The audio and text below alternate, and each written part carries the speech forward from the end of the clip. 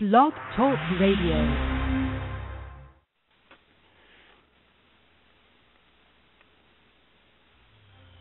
Oh.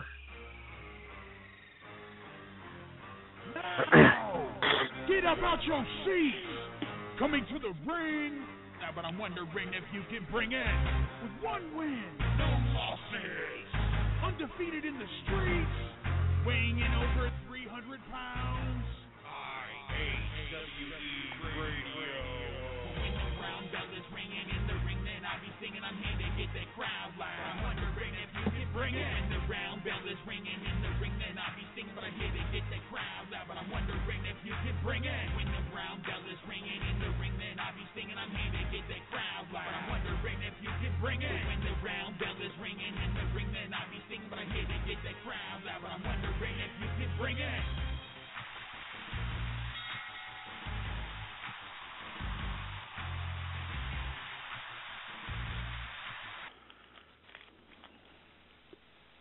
All right, everybody.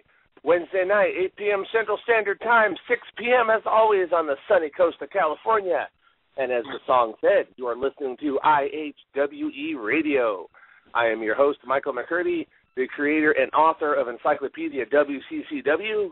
And joining me tonight in the co-host position is the one and only David Fuller. David, how you doing tonight? I'm all right. We got a hip-hop intro. Two pasty white guys. Got a hip-hop intro. Right on. We're diverse, folks. Original theme music by Thick Man from Death Star Records, man. I went with it. We needed a theme. We needed something to get the crowd going, get them set up, let the listeners know we were ready to go. The little English lady saying Blog Talk Radio was not enough. I'm sure our guest is just exhilarated because we played that song. But, hey, let's rock and roll. We'll have a good time. I'm thinking our guest might be a little bit of a hip-hop fan. We might have to ask him and find out for sure. But you know what? He's on the line. He's in the studio. We're just going to go straight for it. Ladies and gentlemen, we have a great guest here tonight. Supposed to have joined us last week, but due to some weather conditions, had to do the safe route. But he is here this week. He's joining us right now. The manager of one of the greatest tag teams in wrestling history, in my opinion, and one of the greatest managers, and I'm not just saying that because he's here. In my opinion, he is one of the best managers in wrestling. Ladies and gentlemen, please welcome to IHWE Radio, Mr. James E. Cornette. Jim, how you doing tonight? David, Michael, how are you? We're good. We're doing good. I tell you, that theme music you got, that record wasn't released, it escaped. It actually, you've heard of records going gold and platinum. This went plywood. It was almost sheetrock. Yeah. Well, Michael, not only is Jim one of the greatest managers of all time, what I love about Jim Cornette, and unfortunately we spent an hour today talking. Well, unfortunately for Jim, it was a highlight for me. But Jim is so diverse. He not only has managed, I mean, that's probably what he's most known for, but equally, he has promoted Smoky Mountain Wrestling. He has been a creative team member for the biggest organizations, World Wrestling Entertainment, TNA, Ring of Honor. He has done so much. He's been a television commentator, and he's probably one of the best promo guys in the business. Jim, I mean, at a time when WWE... David, now you're not reading it the way I wrote it. I was also on the booking committee at WCW, although don't hold that against me. And I also was an owner and partner, matchmaker, and television announcer for Ohio Valley Wrestling. I've also done a lot of training and talent scouting. I've done announcing. I've done matchmaking. I've done I've put the ring up. I've been a photographer, wrote programs, magazine articles, done PR. I have unfortunately never popped the popcorn, but that's only because I just didn't have time. Yes. So in addition to all those, he has done it all, which is why I think he is one of the greatest of all time. And I'm going to say this, and then we'll get into the questions. At a time where WCW was beating WWE in the Monday Night Wars, Jim Cornette's segments, his promos, were a highlight, and I believe they started the transition from the Monday Night Wars. I truly believe that. That's my thing. So, Michael, I'm going to do my best JBL. Michael, I know you're standing by with questions, so let's do this. I'm ready to be interrogated. I've braced myself. I've fortified myself, and I'm ready for the grilling, the cross-examination that I know you guys. You know, Michael, he's also a lawyer, folks. In real life, he once got a sodomy charge reduced to tailgating. The man is impeccable. He's better than Johnny Cochran. And I know I'm going to be raked over the coals here on cross-examination tonight. And he looks like Sipowicz. He looks like Sipowicz from NYPD Blue, so it works out real well. Oh, I thought you said Slapowicz, like Izzy Slapowicz, the manager of the Devil's Duo in the ICW many years ago. Oh, this is going to be a fun show. Actually, Michael, I didn't want to tell you this, Michael, but David spent an hour on the phone today trying to talk me into, convince me to just verbally eviscerate you, just gut you with a rusty fishing knife. He has some pent-up frustrations against you. There's some rivalry there. So I tried to talk him out of it, but he insisted that I do it, so I might have to be stiff with you here tonight. That's okay. We did a little interview Sunday night. I was on a show, BoardWrestlingFan.com, and the host and I had a little fun at David's expense, so I think this might be his opportunity to get back at me. Oh, so this is payback, as Dusty Rhodes once said, after Ole Anderson turned on him in the Omni in Atlanta with the help of the Assassins and Ivan Koloff. He said, Ole Anderson, the heaviest thing that's ever happened to you is fixed to come down on you. I need no help. I want no help, and I will show you in the Omni. In the Omni, payback is hell, Daddy. Uncanny. Oh. And that's what PayPal's for, Michael. Man, that's what PayPal's for. That's what PayPal's for. What Jim said. So, yeah. So actually, right, I've heard that too. PayPal is hell, Daddy. It is.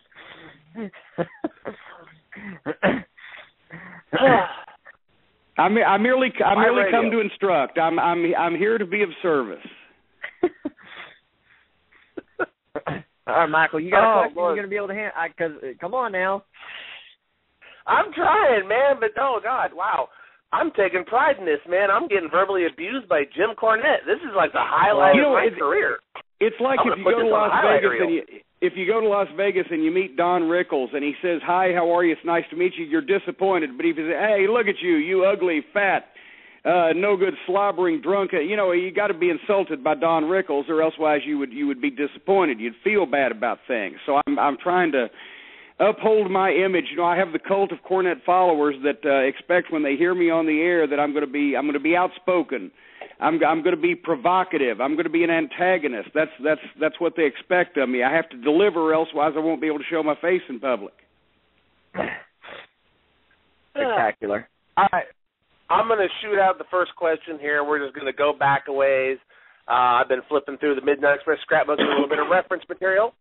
And I do understand, Jim, that you got and by the way, for the folks who don't know, the Midnight Express and Jim Cornette 25th Anniversary Scrapbook is available at JimCornette.com. The Wrestling Observer Book of the Year just 3 years ago. It's an insane publication for any wrestling fan who wants to know the behind-the-scenes stories of one of the biggest promotions of the 80s in the middle of the wrestling war. That's the book to have, JimCornette.com. Of course, we're just announcing this not as a commercial but as a public service. Yes. Exactly. Yes, and it's a great book. I will throw that in there. Jim Cornette. Yes. Never let it be said that I'm not a man that will do a public service, that I will let people in on information that they need to know that will enhance their lives. And we appreciate that. Well, that's what we're all here for. It's what we're all here for. The social discourse of America needs to be brightened, and that's why we're here. Oh, we're throwing the format right out the damn window, Michael. Come on. Have you got a format on this? I wasn't aware of that. No. I do my weekly podcast, the Jim Cornette Experience, that goes out to the Cult of Cornette fans, the tens of thousands of Cult of Cornette fans that listen to me weekly on MLW.com, not to announce or advertise a competing program to you, just merely to say that it's another point of view that's out there. If you care to avail yourself of it, folks, the Jim Cornette Experience weekly on MLW.com, or go to JimCornette.com for more information. But once again, just trying to elucidate the public on information being disseminated on the airwaves that they need to hear. Yes. Okay. We'll try this again. As I was saying here, you got your start back in, it says around 1975, taking ringside photos at the local matches. What was it like when you first started there, and how were you accepted sitting there in front row? Because how were you accepted by the wrestlers and all that, just doing the photos and everything? Basically, well, how did you in all honesty, I started going to the matches here in Louisville at the Louisville Gardens, which back then was the convention center before they renamed it. But I started going to the matches every week back in 1974. I'd been watching wrestling on TV for 2 or 3 years at that point, and finally talked my mom into taking me down to the Louisville Gardens. It was downtown Louisville in the early 70s. We had situations with busing and racial strife, and the downtown had not been rejuvenated yet like it is today. It's really been renovated. It's a vibrant place, but back then, downtown had a bad connotation, and so finally I talked my mother into taking me downtown to see the wrestling matches as a present, because I'd always wanted to see a battle royal, right? And they had a big 15-man battle royal going on. It was actually 40 years ago this month, May of 1974, I saw my first wrestling match live. And for the next year and a half or so, 2 years, we went every Tuesday night because, of course, there were no problems and everything was fine. It was brightly lit. And I got to see some of the greatest wrestlers in the world come through. I was able to see Jerry Lawler wrestle Jack Briscoe for the NWA Championship, and I got a chance, when I was only 14, 15 years old, to see Andre the Giant back when he was really still young, and I won't say in shape. Andre was never a wonder of cardio, but he was an amazing physical presence. Right. And I got to see, superstars like that, the Sheik and Jackie Fargo, and so that really hooked me. And then I actually started taking pictures. A lot of people think I was a photographer who got a chance to work wrestling, but I was actually a wrestling fan that became a photographer through loving wrestling. I started taking a camera to take pictures of the guys, and then for my birthday in 1976, my mother got me a 35-millimeter camera, and I started taking that to the matches, and I took a picture of Bill Dundee that was, actually very nice. It's on the cover of my new book, as a matter of fact, Rags, Paper, and Pens, The Merchandising of Memphis Wrestling, available at JimCornette.com.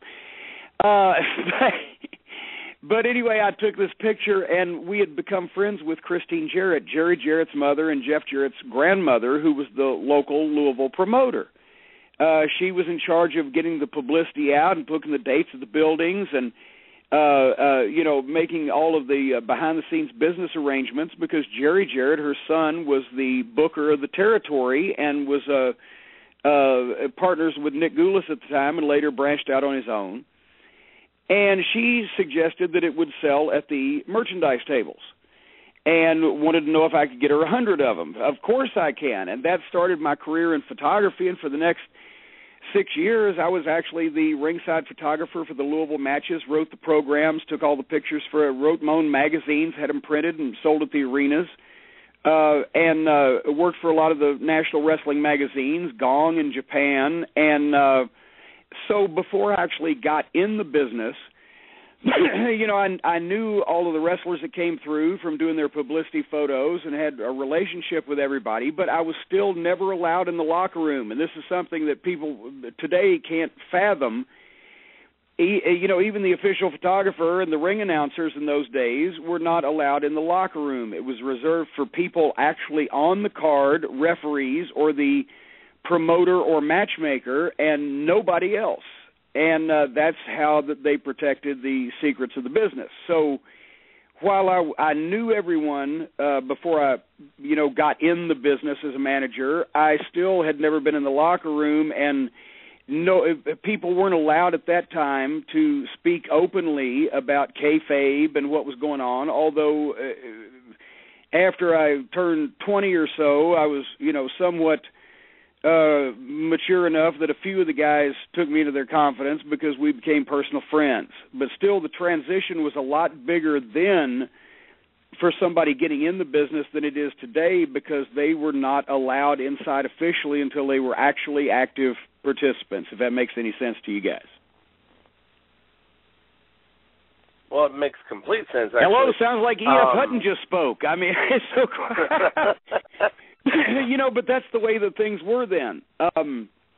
People weren't allowed, inside. Definitely not the sound and building people, the PA, the building management, etc. They tried to keep the cops out whenever possible, although they couldn't make too much of an issue out of it because they were wearing guns. Wow, that's insane. I'm gonna, I like how Michael, he started with the early years, but I don't have anything prepared. I'm just gonna jump around. I wanna talk about your. I want to talk about something. I brought it up to you earlier. I told you you were going to ask this question. And, ladies and gentlemen, I didn't plan on doing these questions in chronological order, so don't jump down my throat on Twitter.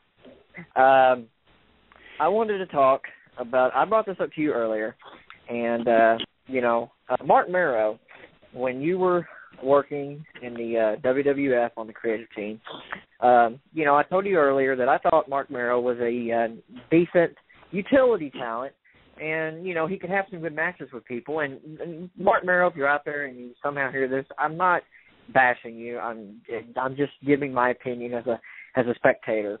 I didn't think Mark Mero was ever going to be anything, he was ever going to draw a big box office, buy rates or stuff. Boy, you said you weren't going to knock him, and there you and this is the way I saw it. He had some good matches. He did this Johnny B. Bad thing in WCW. And he comes over, he leaves WCW, heard of his about money. Subsequently, after Hogan came in, he comes to work for Vince. WrestleMania, makes his debut in a backstage vignette with Hunter and Sable. Starts in a program, starts having pretty much the same matches. You stated on the previous interview that he pretty much did the same gimmick. He was just his wild man, Mark Mero. And then he gets injured, I believe, comes back, cuts his hair. He's going to be marvelous. And then after that, it was bupkis. I mean, what happened? Well, and this might be an exclusive because I don't remember telling this story before. If I did and somebody finds it, then there's a possibility, but I don't remember telling it. So you may have an exclusive. But and let me first say, Mark Mero's a great guy. He was a great guy to work with and deal with, and very friendly. And I'm like you, except I'm not going to knock him too much. I'm just going to tell the truth. But I'm not trying to knock him. And actually what happened to Mark Mero was not really very fair to him. But some of it was his own making and some of it was circumstances. You were right. He was Johnny B. Bad in WCW. And to my knowledge, I believe that 3 or 4 year run he had there in WCW, if that, I'm not sure when he debuted, that was the only place he'd ever worked in wrestling. If somebody else can come up with one, then I stand corrected. Right. But I believe he started in WCW and was there for the first few years of his career.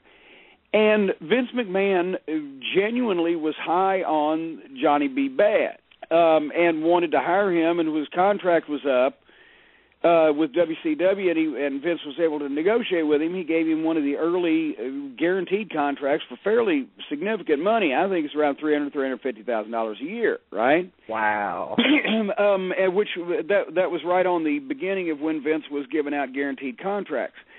But he was high on Johnny B. Bad, but Mark Mero couldn't be Johnny B. Bad because WCW owned the name and character, right, as they say, right? Because that's pretty much the only gimmick that Mark Mero had ever done in wrestling. Also, was Johnny B. Bad. So that's how he had debuted, and that's what he had done, and that's all he knew how to do. And that's not disparaging him, but if something is all you've ever done, that's all you know how to do, right? Right. And so first of all, Mero came to the office to have his meeting with Vince and brought his lovely wife, Sable, Rena Mero, to the meeting.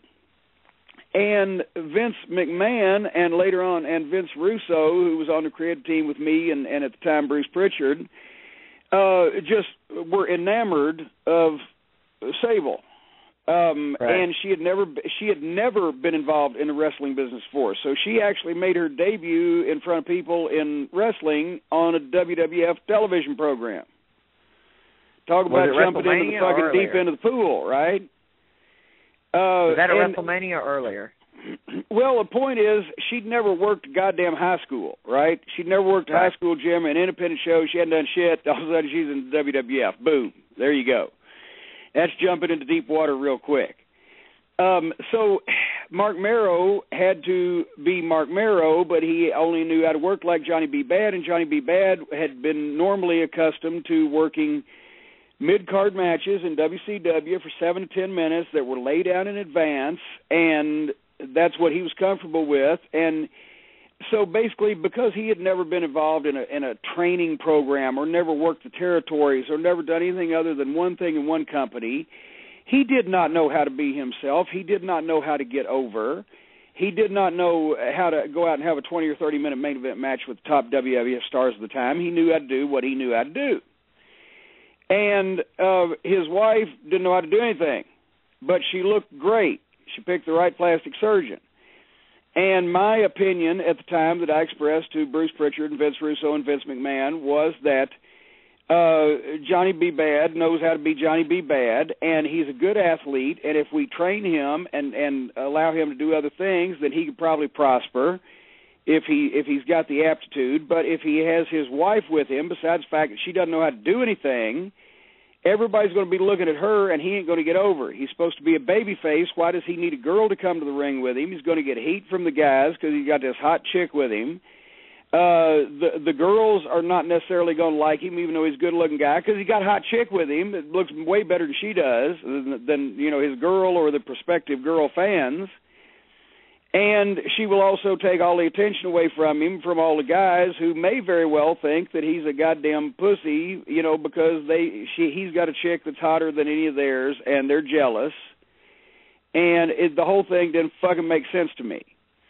But because Vince McMahon and Vince Russo were enamored of Sable, as I believe I mentioned, they wanted to push him to the moon.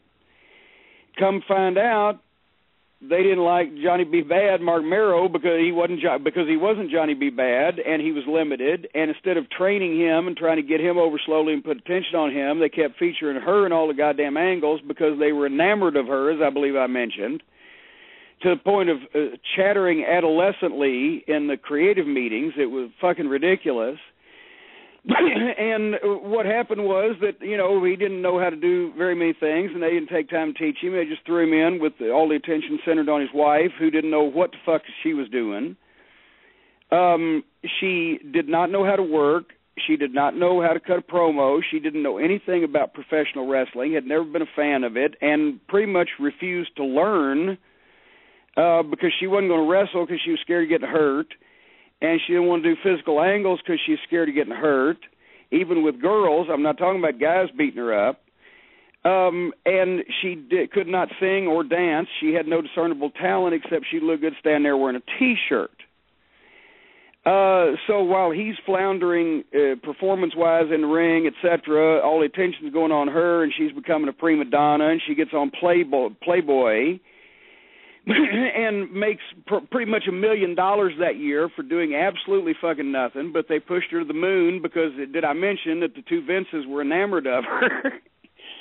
Right. And then one of the final straws came when, do you remember when on a pay-per-view, after they had split up, she powerbombed Mark Mero on the floor at ringside during one of the matches? Do you remember that, folks? Yes. Okay, they came up with that idea together. Wouldn't it be great for Sable to fucking powerbomb Mark Mero on the floor, right? Well, Mark Mero was booked to wrestle Stone Cold Steve Austin in the main event at the Los Angeles Forum or Sports Arena, one of the others, 17,000-seat arena in the second biggest market in the country.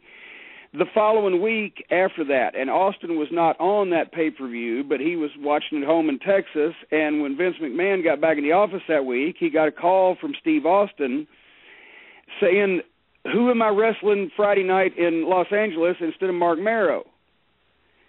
Because the biggest box office attraction in the history of our business was not going to have a main event, a 17,000-seat arena in the second biggest market in the United States of America, against a guy who could be power-bombed by a 125-pound woman.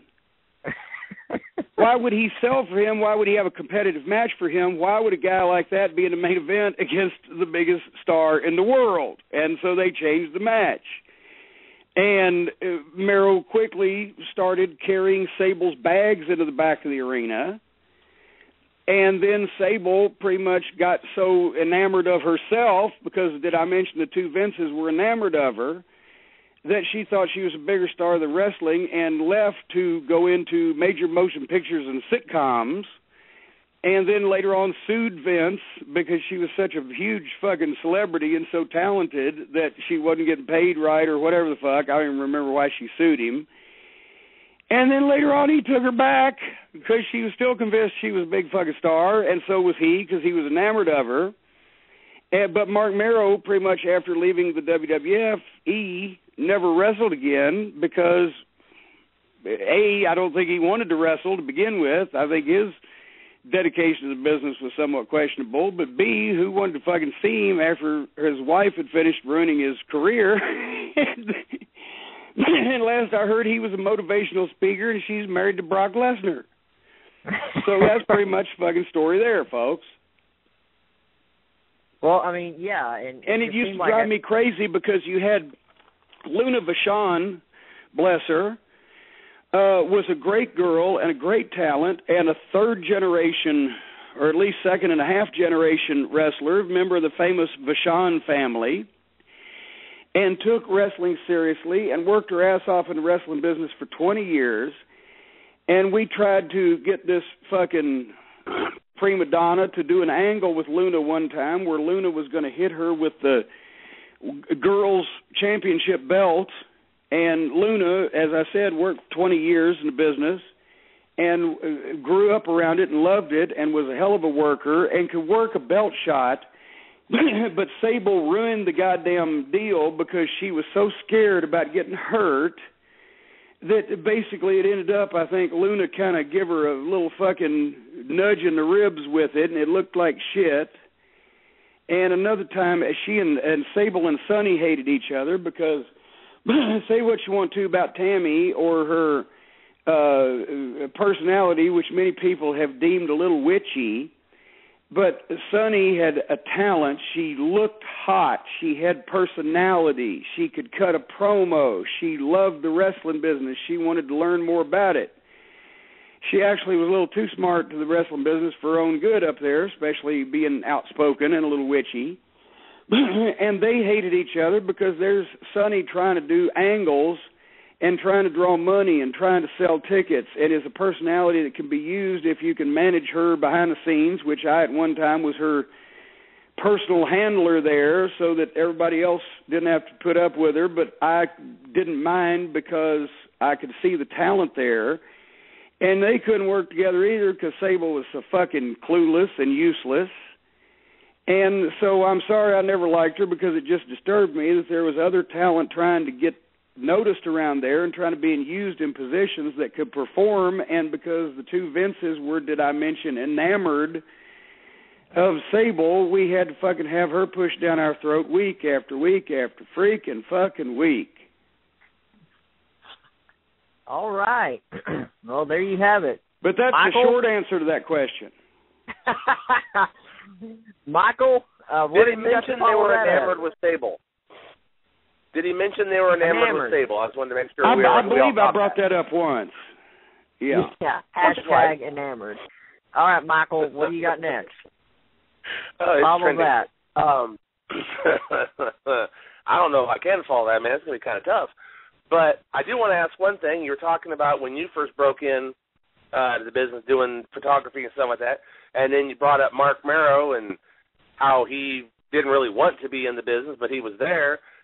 Now, my question is, nowadays you've got, and I hate to say this because we're on one, but you've got podcasts, and it seems like everybody has a podcast anymore, and they're all talking about wrestling. Everybody thinks they've got, the inside scoop, and they've got the story, and they've got the big headlines and the exposés.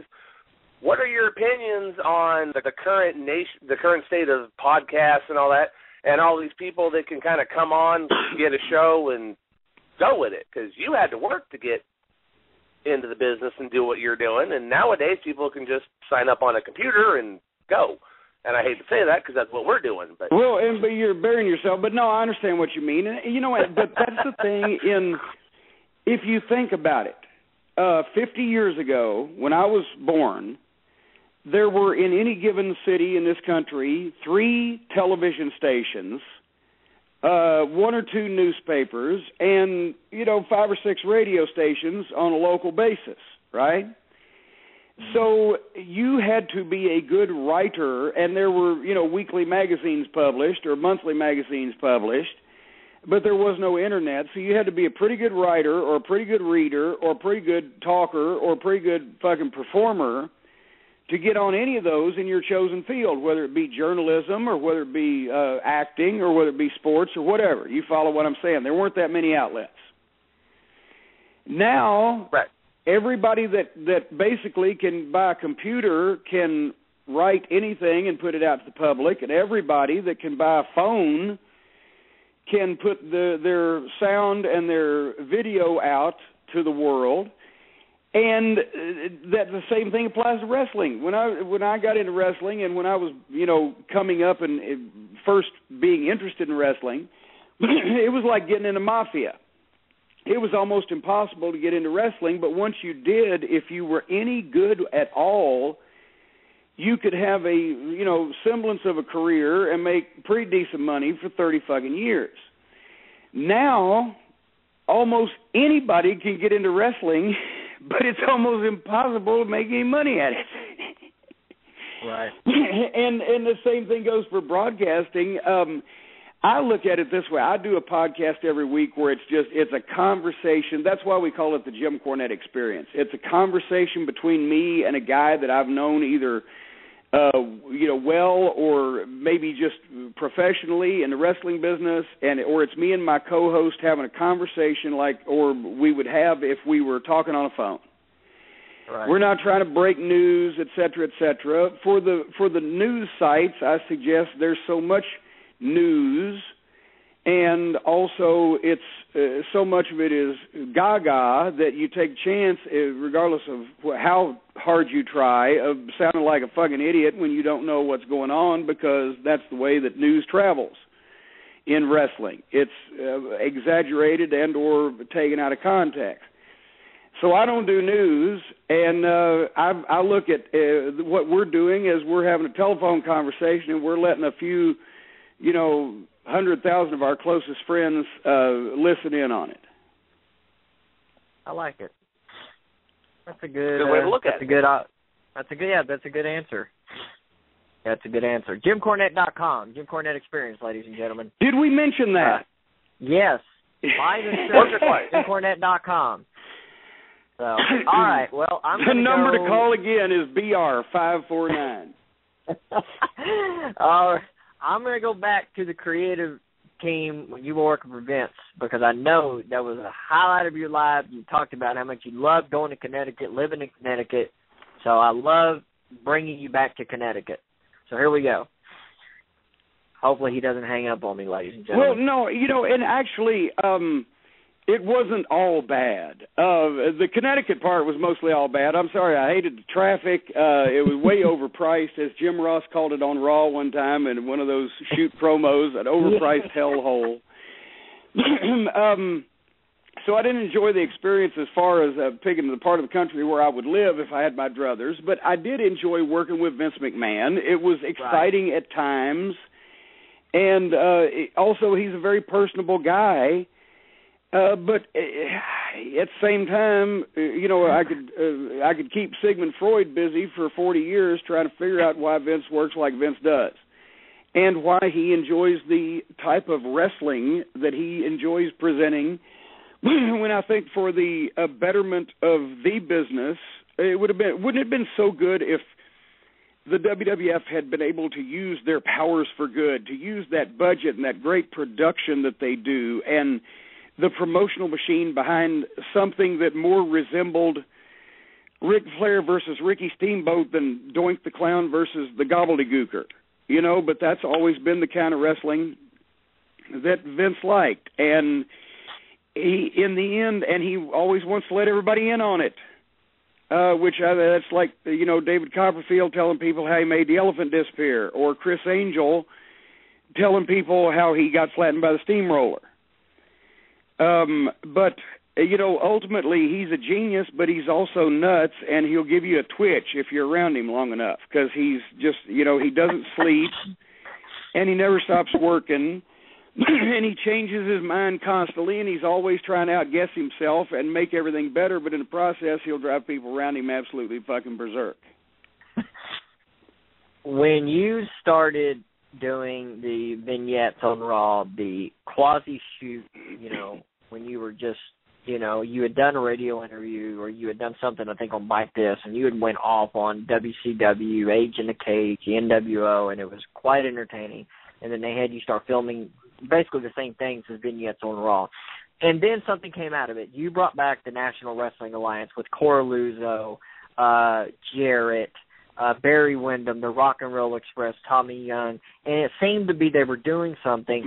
Were there, this is a two-question, were there long-term plans for this angle, this specific angle that you started, and what was the long-term plan if there was one? No, there was absolutely no long-term plan. It was completely falling out of their ass as it went along.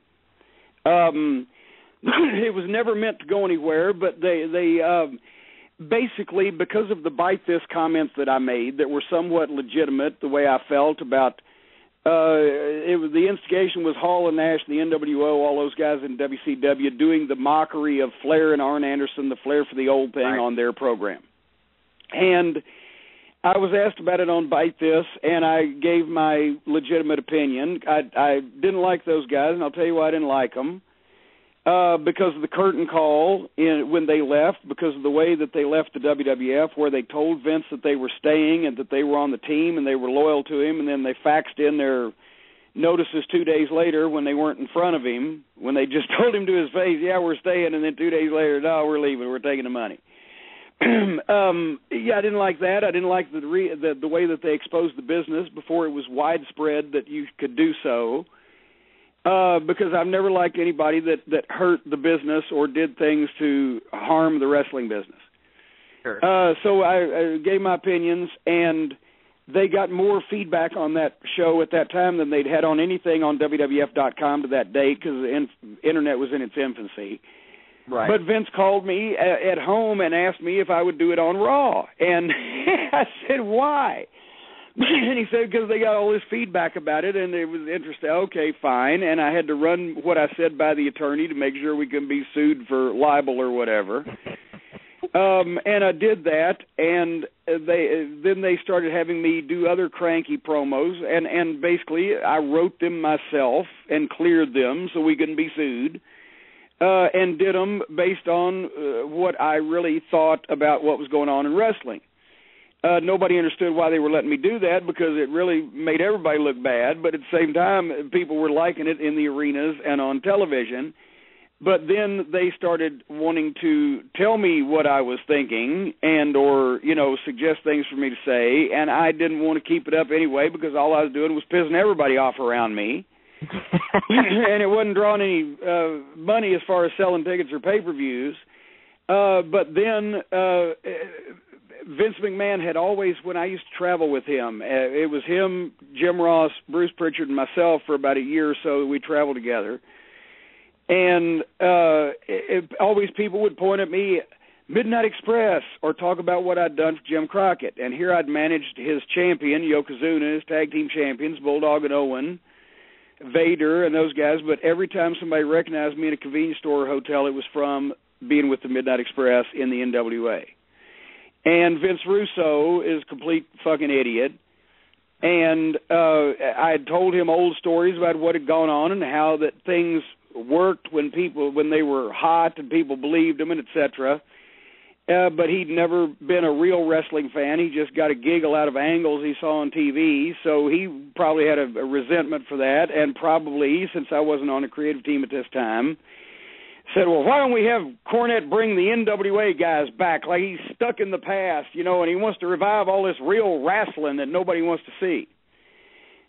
Problem is, when we started doing the initial promos and people really wanted to see wrestling instead of all this gaga, the people in the buildings, when they played it on the screens, were cheering uproariously at the thought of actually seeing some good old-fashioned wrestling instead of all this gaga. So he didn't like that.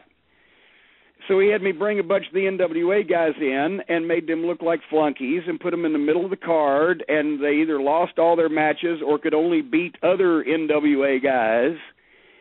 And it was never meant to be featured, never meant to draw money, never meant to be a focal point. I think Russo basically turned it into a rib on me. And they did have the NWA World Champion, Dan Severn, which probably instigated some of it, but they didn't know how to use him because I gave them 10 pages of notes on how to use Dan effectively because I knew Dan and had worked with Dan. Dan wasn't a great talker and wasn't an outlandish wrestling personality, but he was the baddest man on the planet, the most decorated amateur and professional athlete in wrestling that the United States has ever produced, an Ultimate Fighting Championship Triple Crown winner and Hall of Famer. Yep. And Ken Shamrock was working in the same company at the time, and they had done more business on pay-per-view than any other combat sports besides boxing and pro wrestling in history. And I suggested they might want to have the rubber match between them and take care of Dan Severn. Well, they fucking booked Dan Severn after the first 2 weeks when they took him away from me as far as being the agent for his matches to be just another one of the boys, and he floundered because he's a shits at being just another one of the boys. And so that was fucking rotten. So really, Russo, he would rather have, I like the guy, but the Blue Meanie, he'd love to have a guy painted blue, but he didn't want to have an Ultimate Fighting Championship Hall of Famer and the baddest two men on the planet face off against each other on pay-per-view for some reason, and they wouldn't listen to me. So that sucked too. So the whole NWA thing was pretty much the goddamn shits, and I finally, when I was managing the New Midnight Express and they lost the first match in Atlantic City at a house show, I went in and re-retired as a manager and told Jim Ross I didn't need the money that bad and just take me off the fucking cards, and they just cut it off. Well, I want to make 2 points here. Number one, I met Dan Severn years ago. He's one of my favorites. He's the nicest guy on the planet, but he is a badass. Yeah.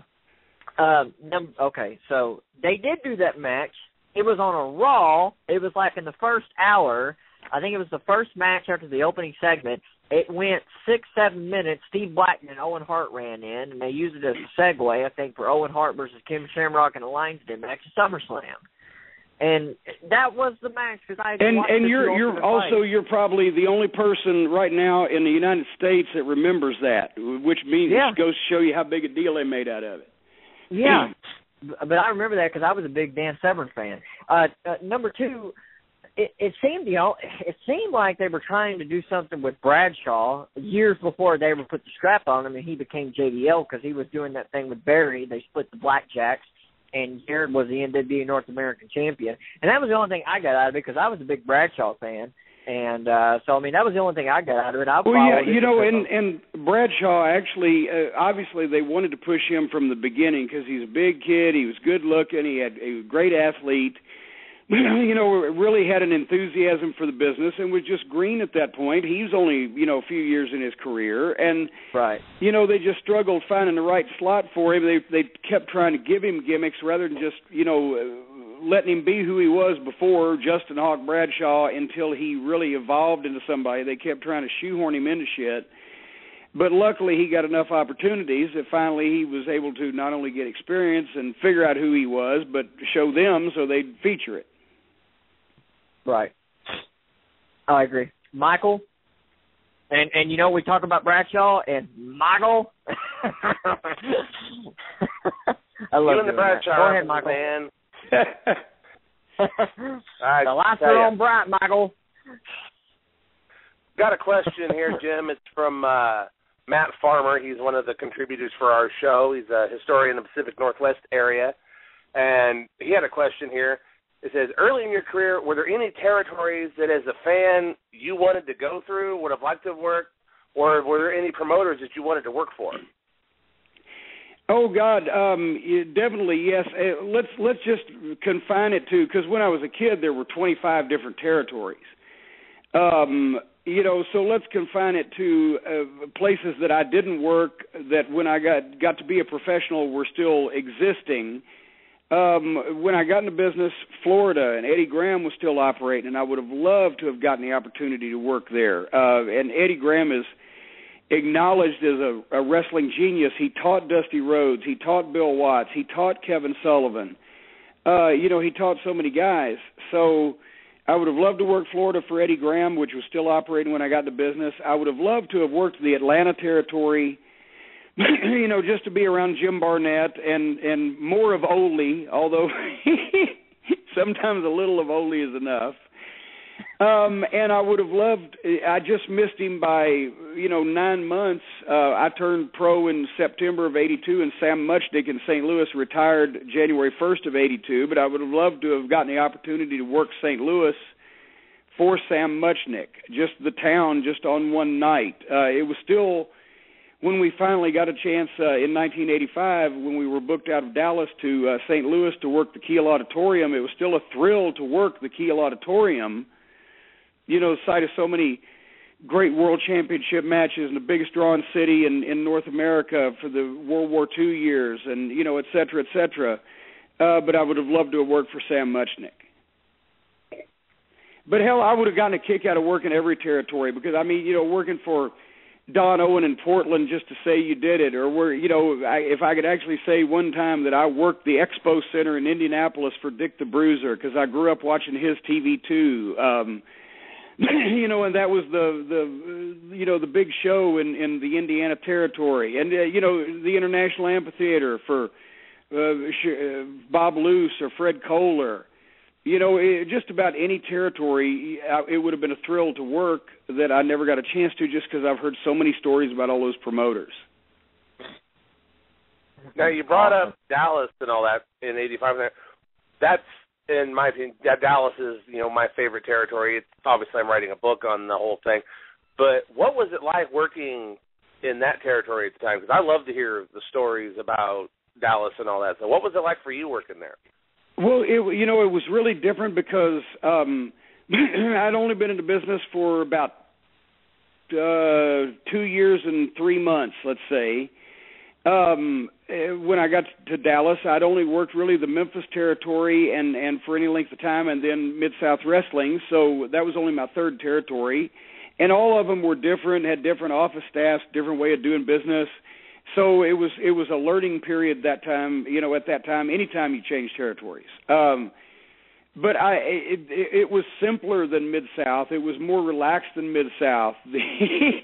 Bill Watts ran a military school, whereas, Ken Mantell, the booker at the time, ran more of a social club. As long as you showed up and pretty much got there in time to have your match and did well, you were okay. Whereas, with Watts, you had to, make your bunk with the hospital corners, So the trips were shorter, and we were so relieved because we did 4,000 miles a week sometimes in the car in Mid-South Wrestling, and we would work Fort Worth on Monday and a spot show around the area within 180 miles, 200 miles on Tuesday, off on Wednesday, somewhere within a couple 100 miles on Thursday, Dallas on Friday, which is same city, maybe Irving on Saturday at the high school, which was 20 miles from my apartment. Only occasionally had to go to South Texas or West Texas, and you could fly. So it was really a chance for us to get some rest and have some fun. And I love Dallas. It's probably so big now it would drive me crazy, but I got a kick out of living in Dallas and all the things that were available, especially after living in Alexandria, Louisiana, which, folks, you're now entering the state of Louisiana. Set your watches back 30 years. So and oh man, the fans were good. They were used to simpler finishes because I don't want to knock anybody, but let's put it this way: some of the guys in the main event couldn't always remember complicated finishes like Watts would give you. He'd give you a 5-minute finish to go through, and then when you came back, you tore the house down, he'd say, well, you forgot the third drop kick. You know, he was minute with things. And, you know, it was so lax, you could perform more. And that's really where I got a chance to start learning to cut longer and more involved promos, because there was so much more time on the 2-hour Fort Worth TV show. I remember the first time we went in there, they had me managing Rip Oliver also right after I got there. So I did a promo on Fort Worth TV one night where I had to plug the matches in Fort Worth, the tag match with the Midnight and a single with Rip. Had to plug the matches in Dallas, single with Rip and tag with the Midnight. Had to plug the big Tarrant County Convention Center show coming up and throw in a few other points. And I said, how long have I got? And they said, oh, there's really no set time. Just don't let it drag. We got a 2-hour show, right? So I do 7.5 minutes and scorched them. And came back, and I was blowed up, and people were just like, holy shit.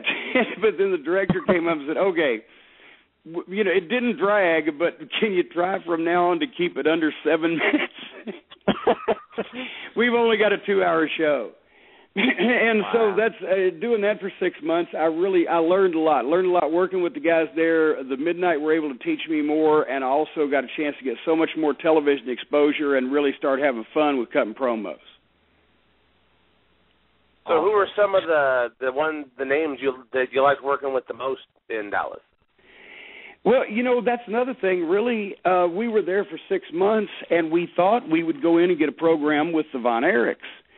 But Gino Hernandez and Chris Adams and One Man Gang pretty much had the Von Erichs tied up, and Gary Hart usually managed most of those guys. So we really worked for 6 months straight every night in the territory with the Fantastics, Bobby Fulton and Tommy Rogers, over the American Tag Team title. And we were able to keep it fresh. Those guys were tremendous athletes, great team, and great opponents for us.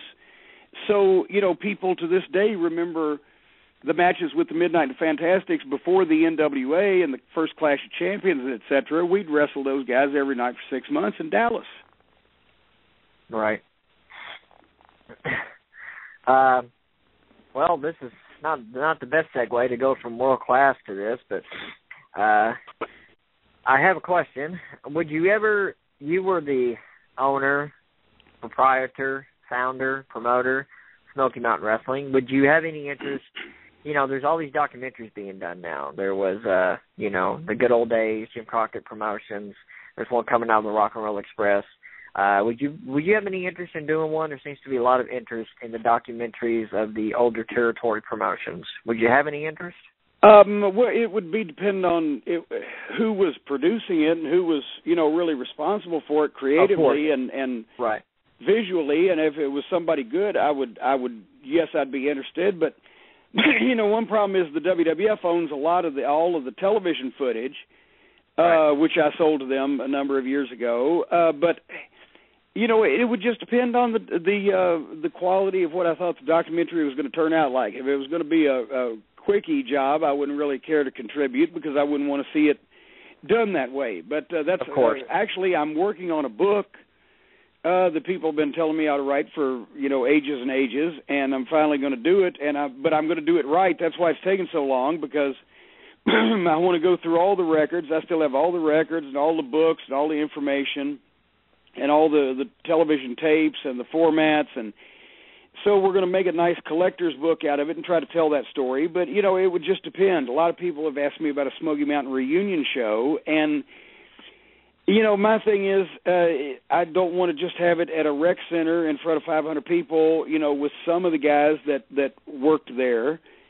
I would like to, if I was going to be involved in it, do it as a Night of Legends type deal where we really had great local television promotion and brought in major name guys for the card and honored the East Tennessee legends that had come before. And, you know, if we had a shot at doing it in a big building like the Knoxville Coliseum and drawing 2,000 or 3,000 people at least, and, you know, et cetera, I'd love to do it, but I don't see that being possible, and I don't know why I'd do anything else but that. I understand. Here's a question. Are you cranky, Vince? No, I'm Cranky Jim. Okay. Yeah, I'm Cranky Jim. I'm the other guy. Do you have any idea who Cranky Vince is? No, I didn't even know about this until like a month ago, because I didn't start Twittering myself until like January. Right. Because before, my wife had set up an account for me, and when we'd be in the car, she'd read some of the comments, and I would say this, and she'd type it in because I didn't know how to do it. But finally, after I got the podcast and there was so much activity and people talking, she showed me how to do it on my computer. I still don't have a smartphone, and I don't want a phone smarter than me. I don't care for one. They're too much trouble. Right. But so I just found out the whole story on him, last month or whatever, and I do not know. But sooner or later he'll be revealed. If they got Snowden, I would think they'd be able to get Cranky Vince. Yeah, the stuff he tweets out, we were just the stuff. I follow him just because it's so funny. I don't know how much of it's true. Like, there's been writers online, writers that have worked with him in the late 2000s that have said it's dead on exactly what he would say. And I know there's a theory out right now that it's John Layfield. I'm pretty sure it ain't Bradshaw. I'm pretty sure about that. If I had to bet. My brother-in-law swears it's Vince. He's like, it's going to come out. It's going to be really Vince one day. I'm telling you right now, it's the best work in the business. So, well, Michael, did you have anything else? We're coming up on the hour mark for Jim. Did you have anything else before we start plugging? Because we haven't plugged anything. We haven't plugged anything. Jim's plugged a couple things already. No, Jim hasn't plugged a damn thing. We've got to give him the floor, and he's got to plug everything. That's part of the deal.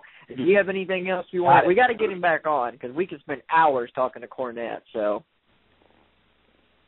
I'd love Michael's to have him back speechless. on. Michael, have I roasted you over the coals too badly? Oh, no, I'm enjoying this, man. I mean, I'm going to call friends of mine and tell them, hey, dude, Jim Cornette insulted me on the show. I'm honored. I mean, like you said, it's like going to Vegas and meeting $50 right now. You enjoyed it, but from some German videos I've seen, some people enjoy having their balls nailed to a step stool, so you never know. No, nothing like that, nothing like that.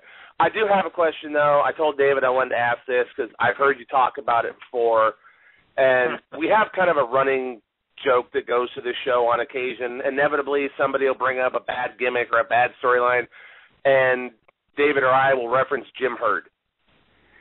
And I'm just kind of wanting to get from you, can you tell us a little bit about Jim Herd? I mean, I've heard the stories from so many people. I would love to hear it from you.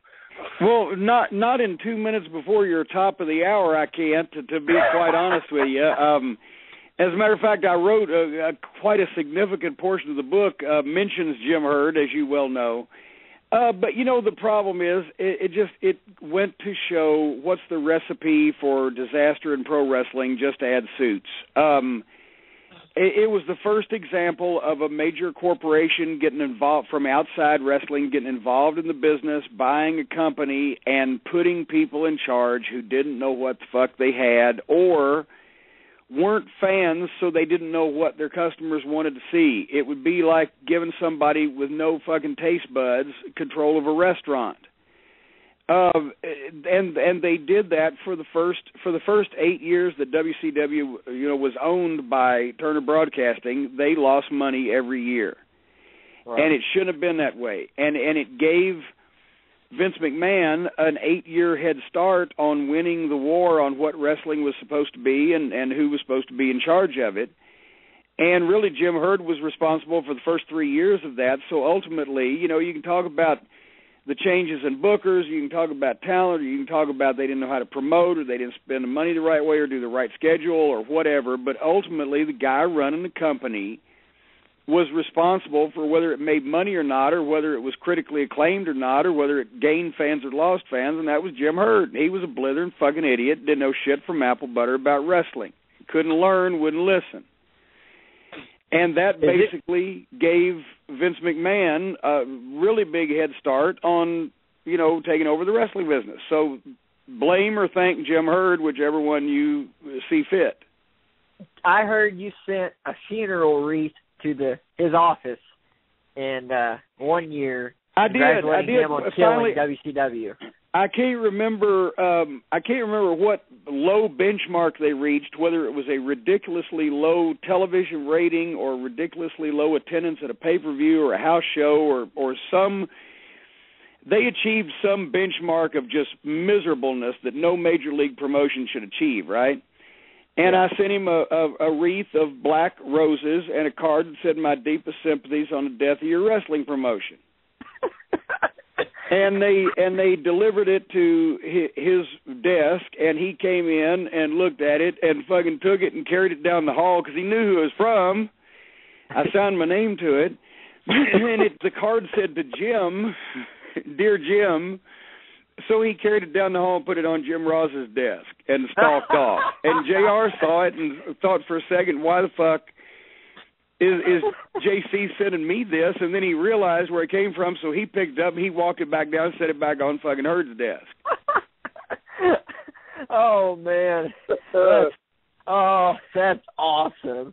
Oh, I don't think you'll hear that one on the Ross Report. You heard it right here, ladies and gentlemen. Right here. And all on right, that, Jim. guys, I will have to bid you adieu, as the old clock on the wall says, because it's an hour later up here in Kentucky. But I appreciate you having me on. We've done the plugs. Anybody wants to know anything that I'm doing, go to jimcornette.com for the books or the T-shirts or my columns or writings and ramblings and my schedule of where I'm going to be and what I'm doing. And also, I encourage you to listen to the Jim Cornette Experience on MLW.com every week, or you can go to jimcornette.com and click on the podcast link and get there too. But I appreciate the time, and I hope you guys have enjoyed it. Yes, we'll get you back on sometime, Jim. Thank you so much. Thank you, guys. I'll talk to you soon. Bye-bye. All right, ladies and gentlemen, that was the legendary Jim Cornette, manager of the champions. The tip of the iceberg. Michael, we can have him back on anytime. I'm going to get with Jim, and we're hopefully going to schedule another podcast with the legendary Jim Cornette. Wow. I think we could do a full 2 hours with Jim Cornette and still not cover everything we want to talk about. So, but we want to thank Jim Cornette. We want to thank Michael Elliott. I want to talk to you, though. Huh? I want to talk to you, though. You had something to do with it. You had something to do with it. I know you did. No. If I did, I would take credit for it. If I plotted an evil scheme with Jim Cornette and he went with it, brother, I would be talking about it. So Lord. No. But I want to thank Michael Elliott.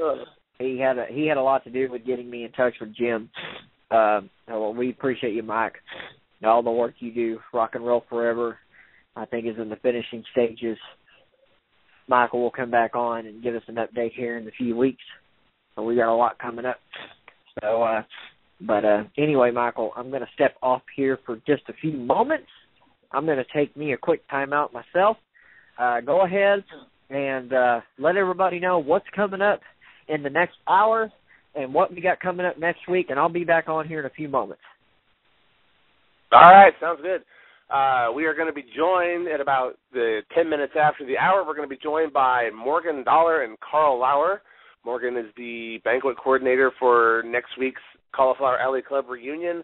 Carl Lauer is the executive vice president of the Cauliflower Alley Club. They're going to be coming on. We're going to talk the last little minute details and any news coming up about next week's reunion.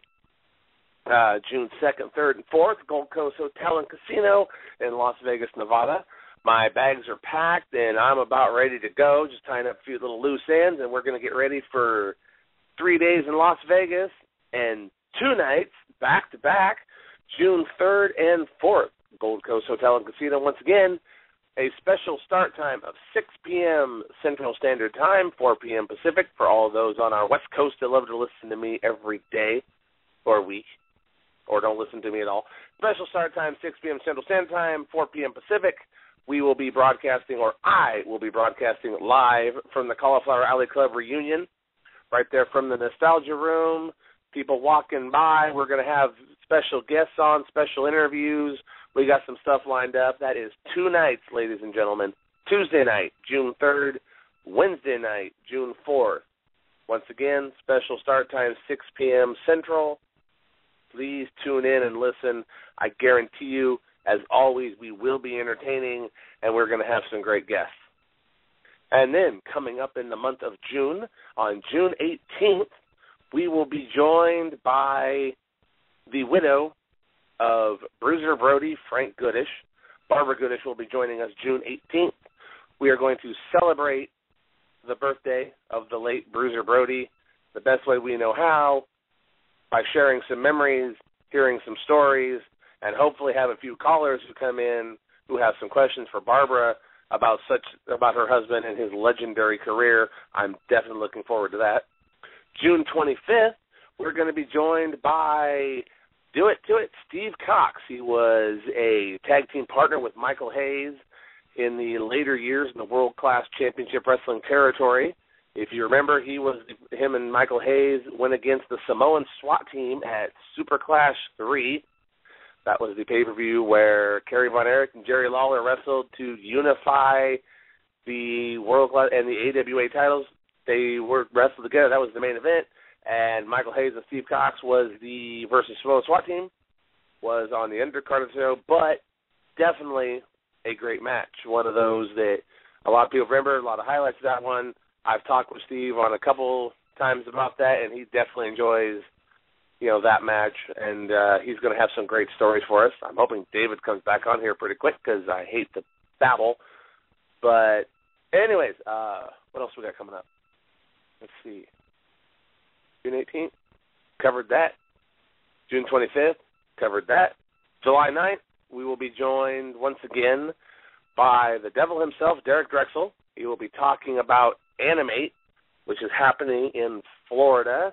That is the comic book, horror movie, TV character genre of wrestling.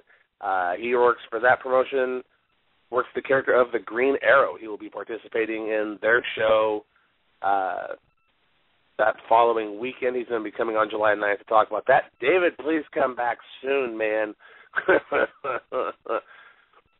So, let's see. What else we got? I suppose I can start talking about David. Tell some stories. Actually, I will tell one story just to let some people know. Last Sunday, did an interview with our friends over at BoardWrestlingFan.com. They run a weekly podcast every Sunday, and I had the pleasure of representing IHWE this past weekend. We talked about IHWE Radio, the IHWE Experience. We talked about the Old School Hustle Show coming up in September. We talked about IHWE TV coming up in July, which is another thing I still need to discuss here for a moment.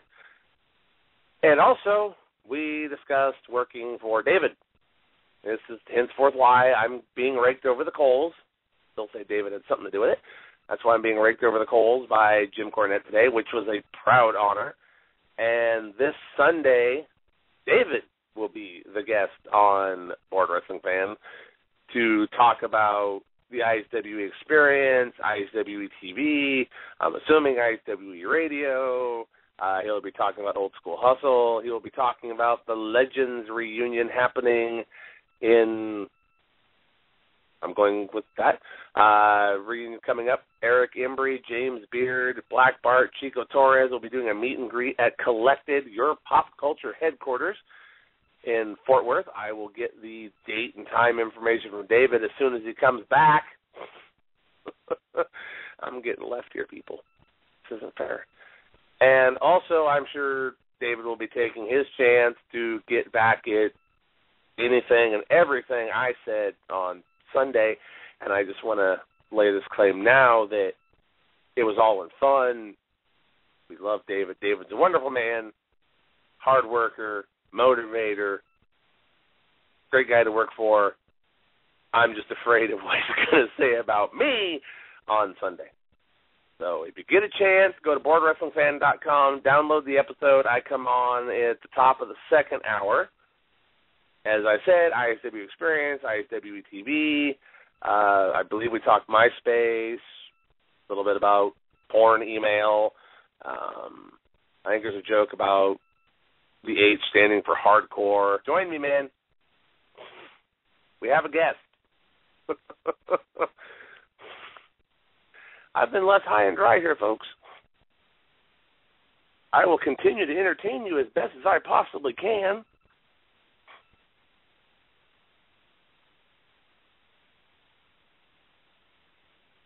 All right, Michael. I'm back. We got a couple of guests. Good. You take it. I'm being a father right now, so just I've unmuted the guests. They're on. Go ahead and do your thing about the CAC, and I'll be back on in a few moments. But you got your guests. Just got to step in and be a dad for a little bit. So I'm right here on speaker, but just do this for me. You got it, man. You go ahead and do the daddy thing. I know I've had to do that a few times. I kind of thought you were leaving me high and dry there for a second to see how long. No, not at all. I got it on speakerphone. You got two guests standing by, so take it away. All right. As you said, we do have two guests standing by. We are being joined by, I'm hoping, we have Cauliflower, Executive Vice President of the CAC, on the line. Carl, are you there? I'm here. All right, we got one guest. And our next guest is going to be Morgan? I'm standing by.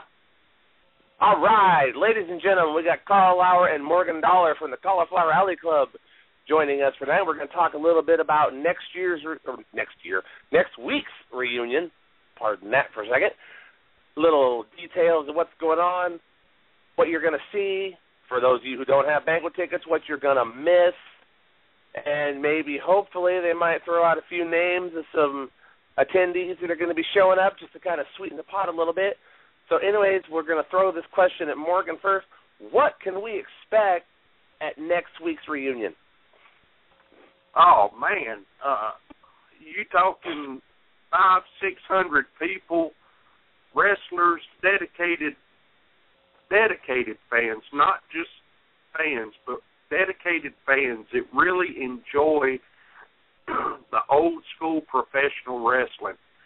We worked 14 months on this, and I got a funny feeling this is going to be one of the best reunions we've had in a long time. There's a lot of stuff going on, the seminars, the nostalgia room, of course the banquet nights, the wrestling show that Vendetta Pro Wrestling's putting on along with a couple other promoters. There's just a whole lot that, sadly to say, now a lot of people is going to miss out that waited that last minute. And Carl will verify this. The motel sold out. We're all but sold out of banquet tickets. It's going to be 3 days of nonstop Las Vegas excitement. Now, you mentioned the seminars. I saw last night you guys posted up the listener.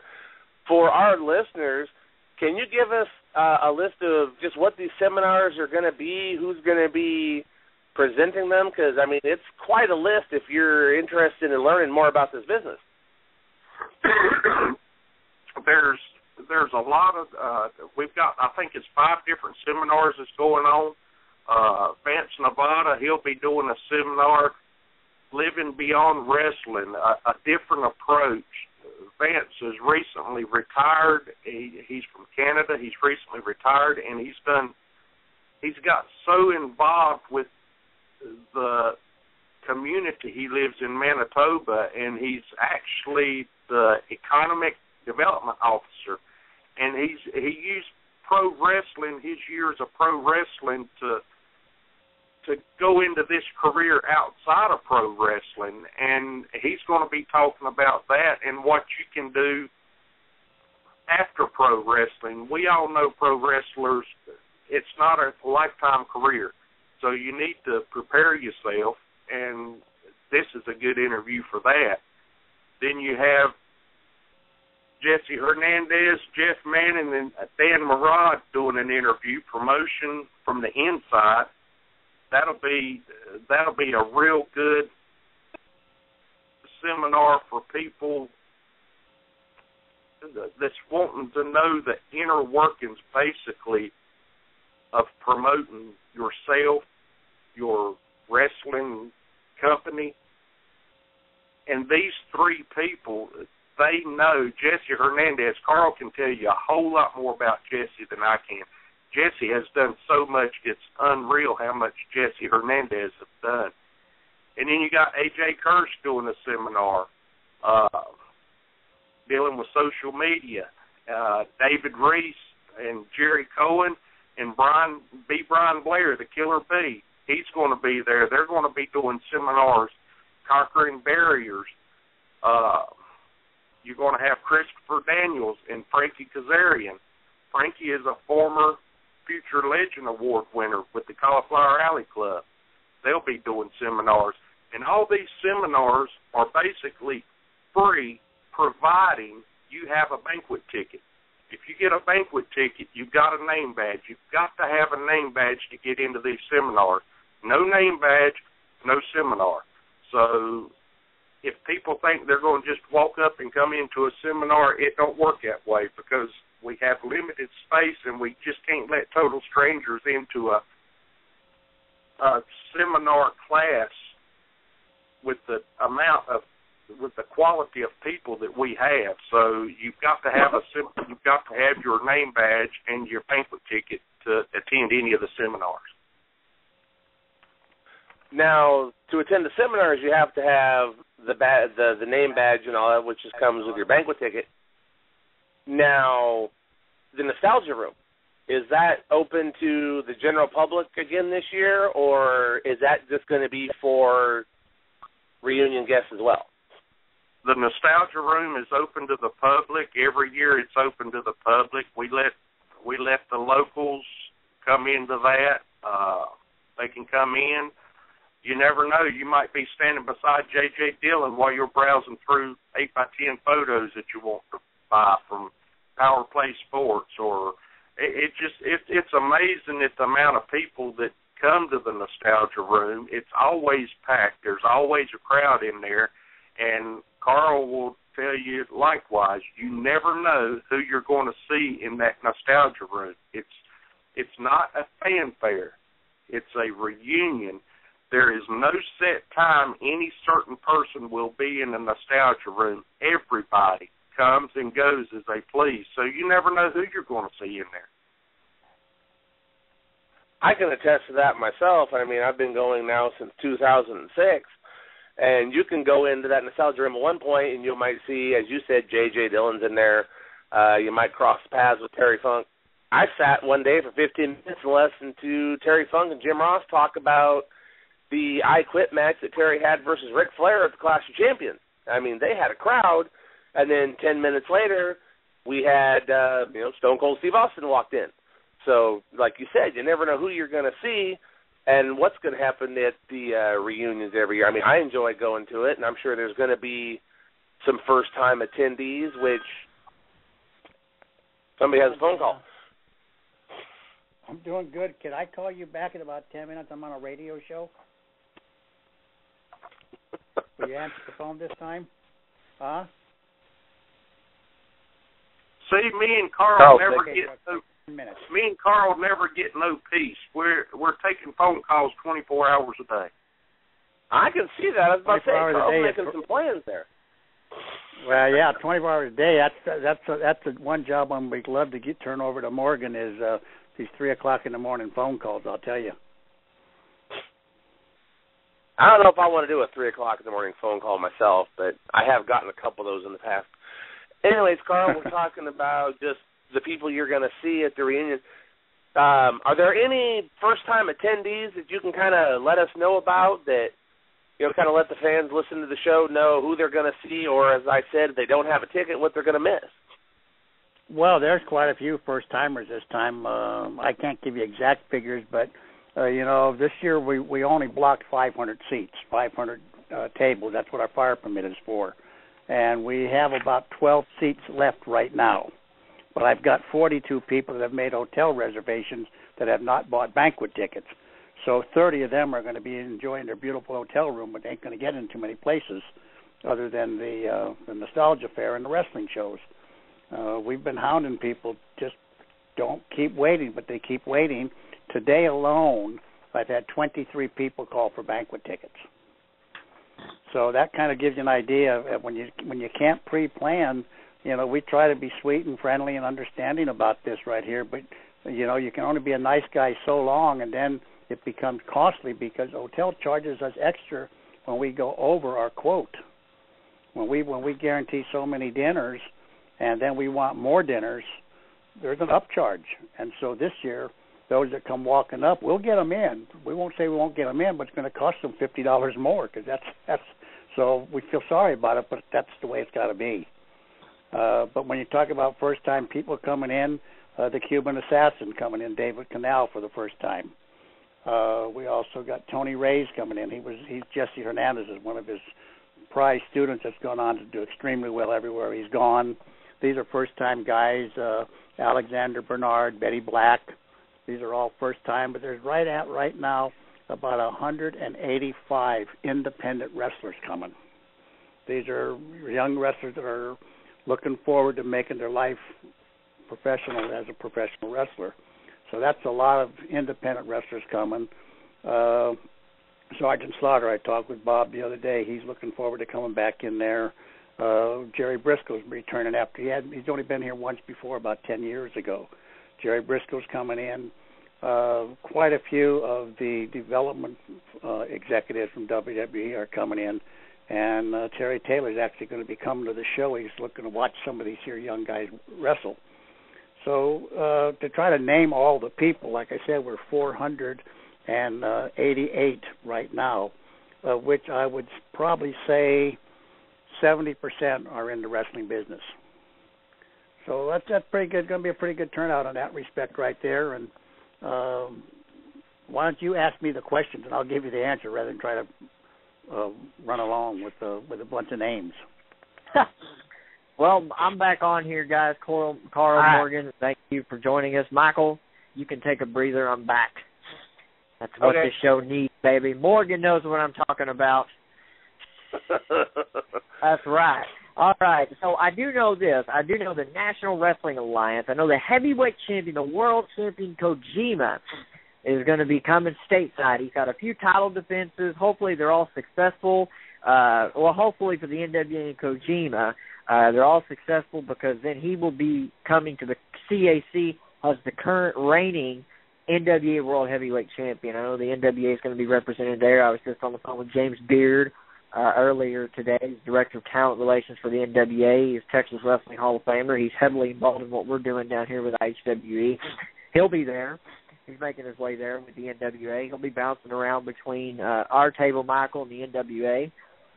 So, I mean, that shows you how important the CAC is. I mean, all the names that Carl just mentioned, the honorees, they got a big wrestling show this weekend. I know Matt Riviere and Greg Anthony, the NWA Lone Star Tag Team Champions, are going to be there.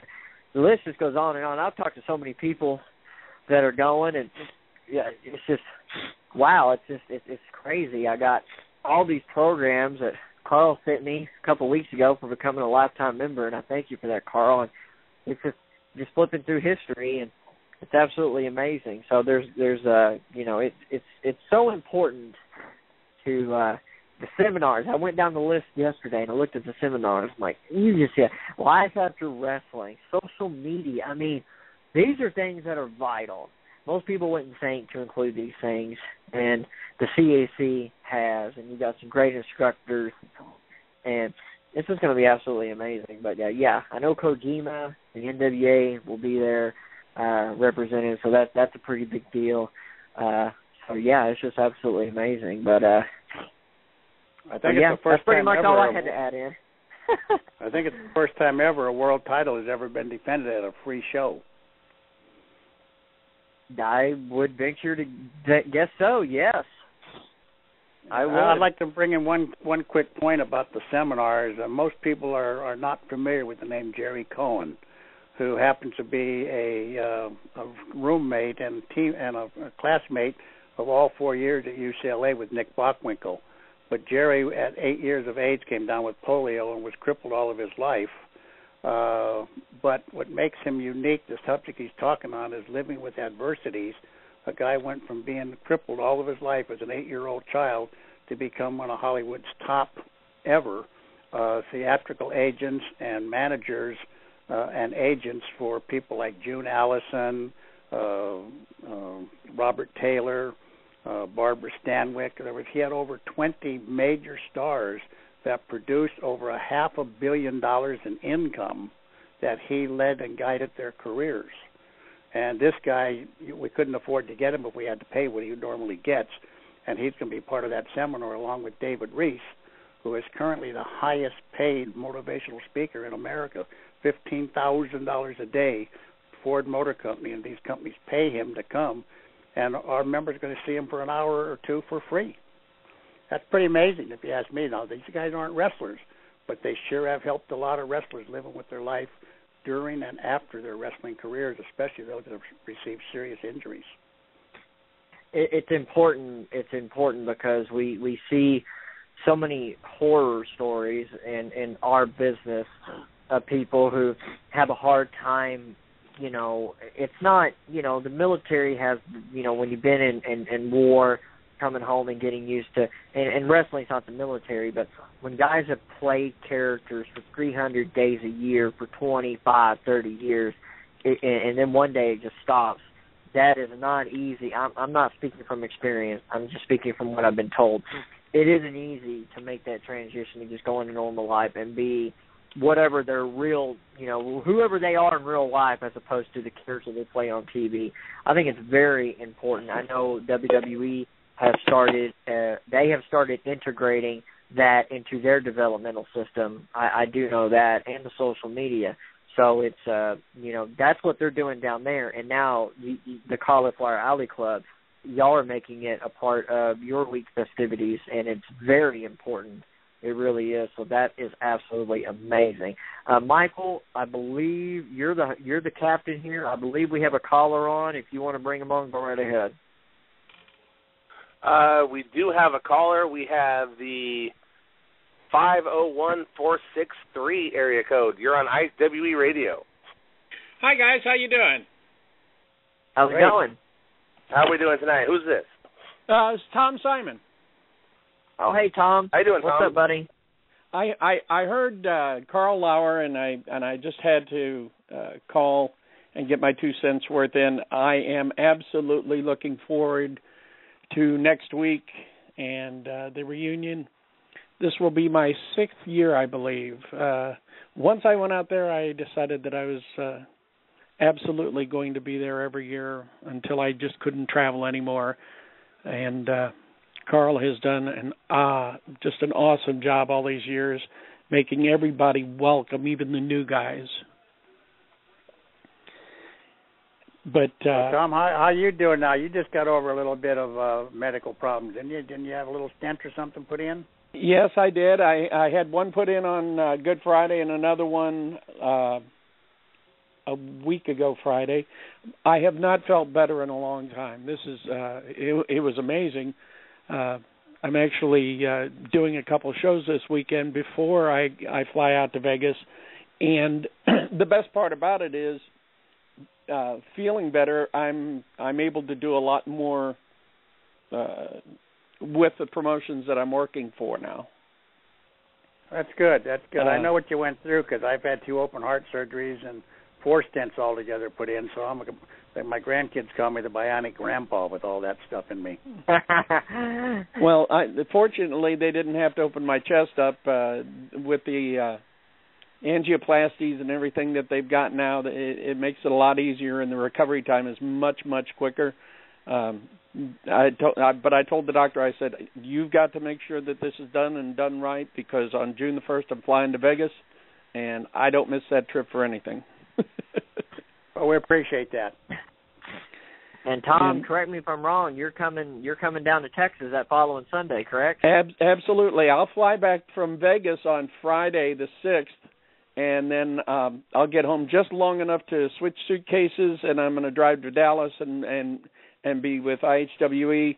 I am absolutely looking forward to that because there are so many people there that are working that show that I've worked with in the past, and I'm just looking forward to seeing those guys again and making any contributions I can. You know, whatever you need me to do, I'm going to be there.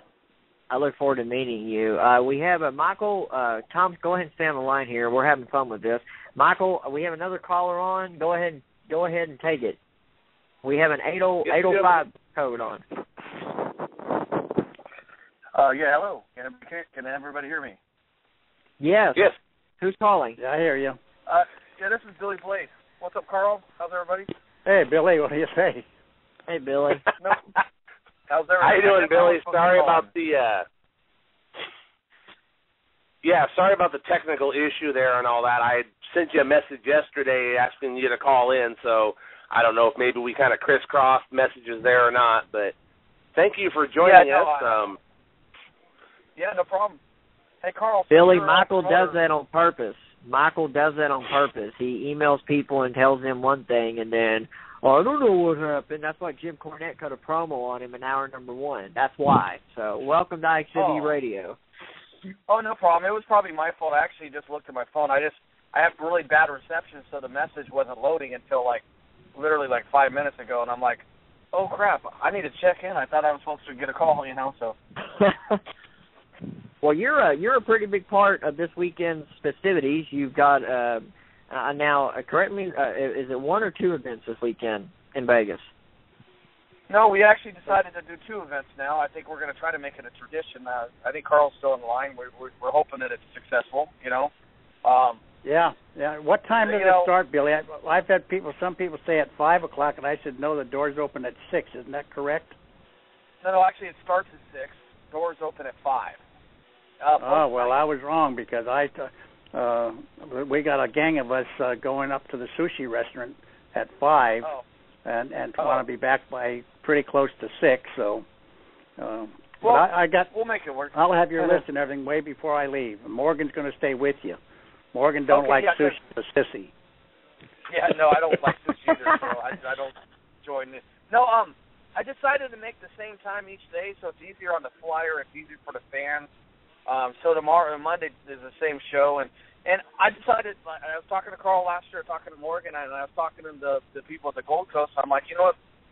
I noticed that you guys are always free on Sunday. What would you think about us doing 2 shows in a row? The ring stays set up, and get more bang for your buck, so to speak. And they said they'd love to do it. And all it's going to do is just help out Cauliflower Alley. It's going to help out the casino. It's going to help out the wrestlers because now we can do shorter shows and not have to sit through a 5-hour show, because a lot of people want to do stuff in Vegas. So. If you don't come out of there by 10 o'clock, you're in trouble. No, yes, exactly. The idea is to start at 6, and we'll be done by no later than 9, and that gives an intermission so that way the casino can make, their concessions and beer and stuff, and then right. And then we're out there by 9 both nights. That's kind of the idea. We got a lot of big matches, a lot of big stars. We got a lot of stuff coming up, and obviously it's all because of the Ring of Friendship, and and this is what we all come here for every year to see everybody and have fun and see friends. Yeah. Now, who are Billy, sorry. Go ahead. Go ahead. Well, Billy, I want to ask you a question. I had a young lady call me. She said she's working both shows, and I know her last name is Jackson. On one of the TV things, I saw her name as Reb. Someone else had it as Teb, and she said Pab. What is her first name? Tab. T-A-B. T like in Tom? T as in Tom. Like Tabitha? Okay. Yeah, because I know she's working both shows. She must be one of your better gals to be booked for 2 shows, but I think I had her down for Pab. I better change that to Tab. Yeah, Tab. It's like the old soda. It's like the old soda can. Yeah, right. Billy, I got a question. This is David Fuller, owner of IHWE. We're friends on Facebook. I've never spoken to you. I feel bad now. I just typed up your name and I said we're already friends. Good. Vendetta Pro Wrestling. I see your flyers and I'm really impressed. You say you want this to become a tradition. I have a question. There's so many. Carl mentioned the plethora of independent wrestlers that are coming to the Cauliflower Alley Club from all points. Matt Riviera is the IHWE champion. I know he's going to be there with Greg Anthony, NWA Lone Star Tag Team champions. And I know of a lot of other independent wrestlers that are going up there from Texas. Is one of your ideas to, and this would be really hard to do from a promoter standpoint because, flights get canceled, travel gets bumped, things happen. But maybe do some kind of an invitational battle royal, maybe in years to come, with different wrestlers that are at the Cauliflower Outlet Club. Obviously, you want to vet them and make sure they're not just somebody like Eric Kulas showing up. Maybe, and that would give those talents an opportunity to say get the rub. I don't know. It's just I've been asked that, and I just wanted to give your 2 cents. David, you should have been there last year. He had a 55-man battle royal.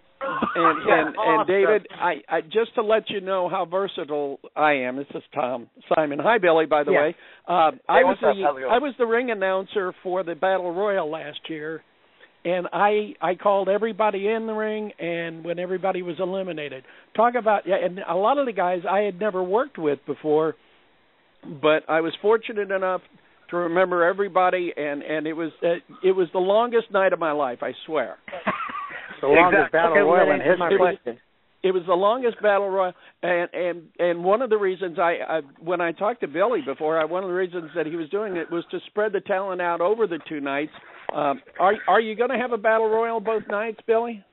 Yeah, actually, Tom. Now that Tom's on the phone, he's the one that I actually got the idea from. What we're doing this time, I talked to Carl about it, and Carl has already told me, Morgan's already told me that, like, I'm Vendetta Pro, and whoever I bring in is basically part of the show every year, as long as I'm willing to do it and I want to do it. And obviously, I want to do it because it gives back to the superstars and wrestlers that's paved their way, before me and anybody else. And it's our way of showing our our respect and all that. And it also helps the younger talent get looked at and whatnot. Now, Tom came up with the idea, and I don't want a 55-man battle royal, to be honest with you, but I came up with an idea about 3 years ago when we ran the day before Cauliflower, and we came up with a thing called a Cauliflower Alley Cup.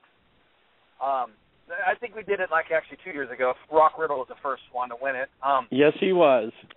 And then Sin won it last year, didn't he? Yeah, and Rock Riddle made sure everybody knew it for the whole year, so I know it was a perfect choice. But he definitely did a good job representing at the whole banquet, I'm pretty sure, the rest of the 3 days. But no, we decided, Tom came with an idea to do a battle royal on Sunday, and do a battle royal on Monday. So that's what I decided to do. We're going to do a Royal Rumble-style matchup, but it'll probably be 30-second intervals to keep people in. That'll be the main event on Sunday night, and it'll be the first match on Monday, and the 2 winners will face each other for the actual cup. And that just gives extra people, extra matches. And also, we're making sure everybody has to be a member, and they also have to have a banquet pass. There's a couple exceptions. People are, putting me on blast in line. But you know what? Some people are bringing the wrestling ring 12 hours away. So there's a couple exceptions because they can't stay the whole time. But they are bringing the ring. And you need a ring to have a wrestling show. You need a ring to have a wrestling show. Not everybody can be Nikolai Volkov and Bobby Fulton. You need a ring. Yeah, absolutely. But the bottom line is Tom came with an idea. I thought that, let's see what we can do. If they can get us to do both days. I talked to the girl that runs it, the Gold Coast. She said, yeah, we'd love to have you guys 2 days. So now it's 2 days. We got really good matches on both days. I don't want to say what square because they might get rearranged here and there. I know that on the first, I could tell you the first night for sure we have a women's gauntlet match that we've never done before. We did it something similar last year, but all the women are in the ring. And, we got a lot of women that are going to be there this year, so we're trying to showcase as much as we can, I know NWA has a match with, I think, somebody, with Joey Ryan and a couple other guys. And, we have a lot of cool stuff, so. Yeah. And, Billy, just to let you know, my flight gets in at 5:15 on Sunday, but I'm going to get to the hotel, and I'll be ready to go when the Battle Royal starts. You better be. That's a lot of people. No, we're actually trying to limit it to, I think me and Carl were talking about limiting it to either a traditional 30-man or 20-man. I think, was it 20, Carl? I can't remember. I think we were talking about it, but. I don't remember, Billy. Whatever you decide, I know we have, like I said, we have 180 independent wrestlers coming, and there's probably 30 or 40 of them that have not bought banquet tickets, but they have joined the CAC, and I'll have that list for you. Yeah, exactly, and that's kind of. But there's NWA guys. Your NWA is holding their promoters convention Sunday night, I believe it's Sunday night or Sunday afternoon. I'm not sure. And a lot of their people have to leave. They're only coming in Sunday and Monday, and they're going to be leaving on Tuesday. And we understand that because they're business people. They can't take 4 days off, but they are coming in. So you're going to have a lot of really fantastic talent to pull from, and I want people to totally understand that this show is Billy Blade's show. He is the man. The CAC has absolutely nothing to say about it. We may make a recommendation, but Billy is the man. He's the promoter. He's the guy in charge. Because the CAC, first of all, we're not legally allowed to be involved in anything that could be slightly involved with a deep pockets type lawsuit. So Billy's the man. If Billy says go, you go. If Billy says no, you don't.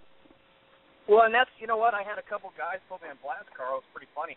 And you being a promoter, you'd love this little story. That they put me on blast and said, oh, why aren't we booked? We're one of the best tag teams in the West Coast. They actually put me on blast online, actually, in front of everybody, like online, and saying, oh, screw this guy and this and that, And then he has a brother. His brother actually went online and messaged me privately trying to get booked. I'm like, it's not how it works. I'm sorry. I said, everybody's waiting. The biggest issue, Tom and Carl and everybody, the biggest issue is people wait till the last minute. I understand about buying the passes, the banquet passes and that. I waited till like 3 weeks ago or whatever, but people wait till the last minute. Like literally, I'm getting so many messages now. Oh, I want to be booked. And one guy even had the nerve to say, "This me and my partner, we've had one tag team match together. I need you to put us with some small guys so we can squash them." Like, wow.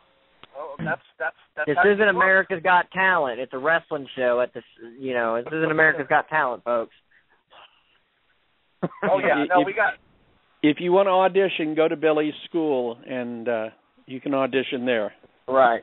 Well, I mean, I tell people some people I know who they are.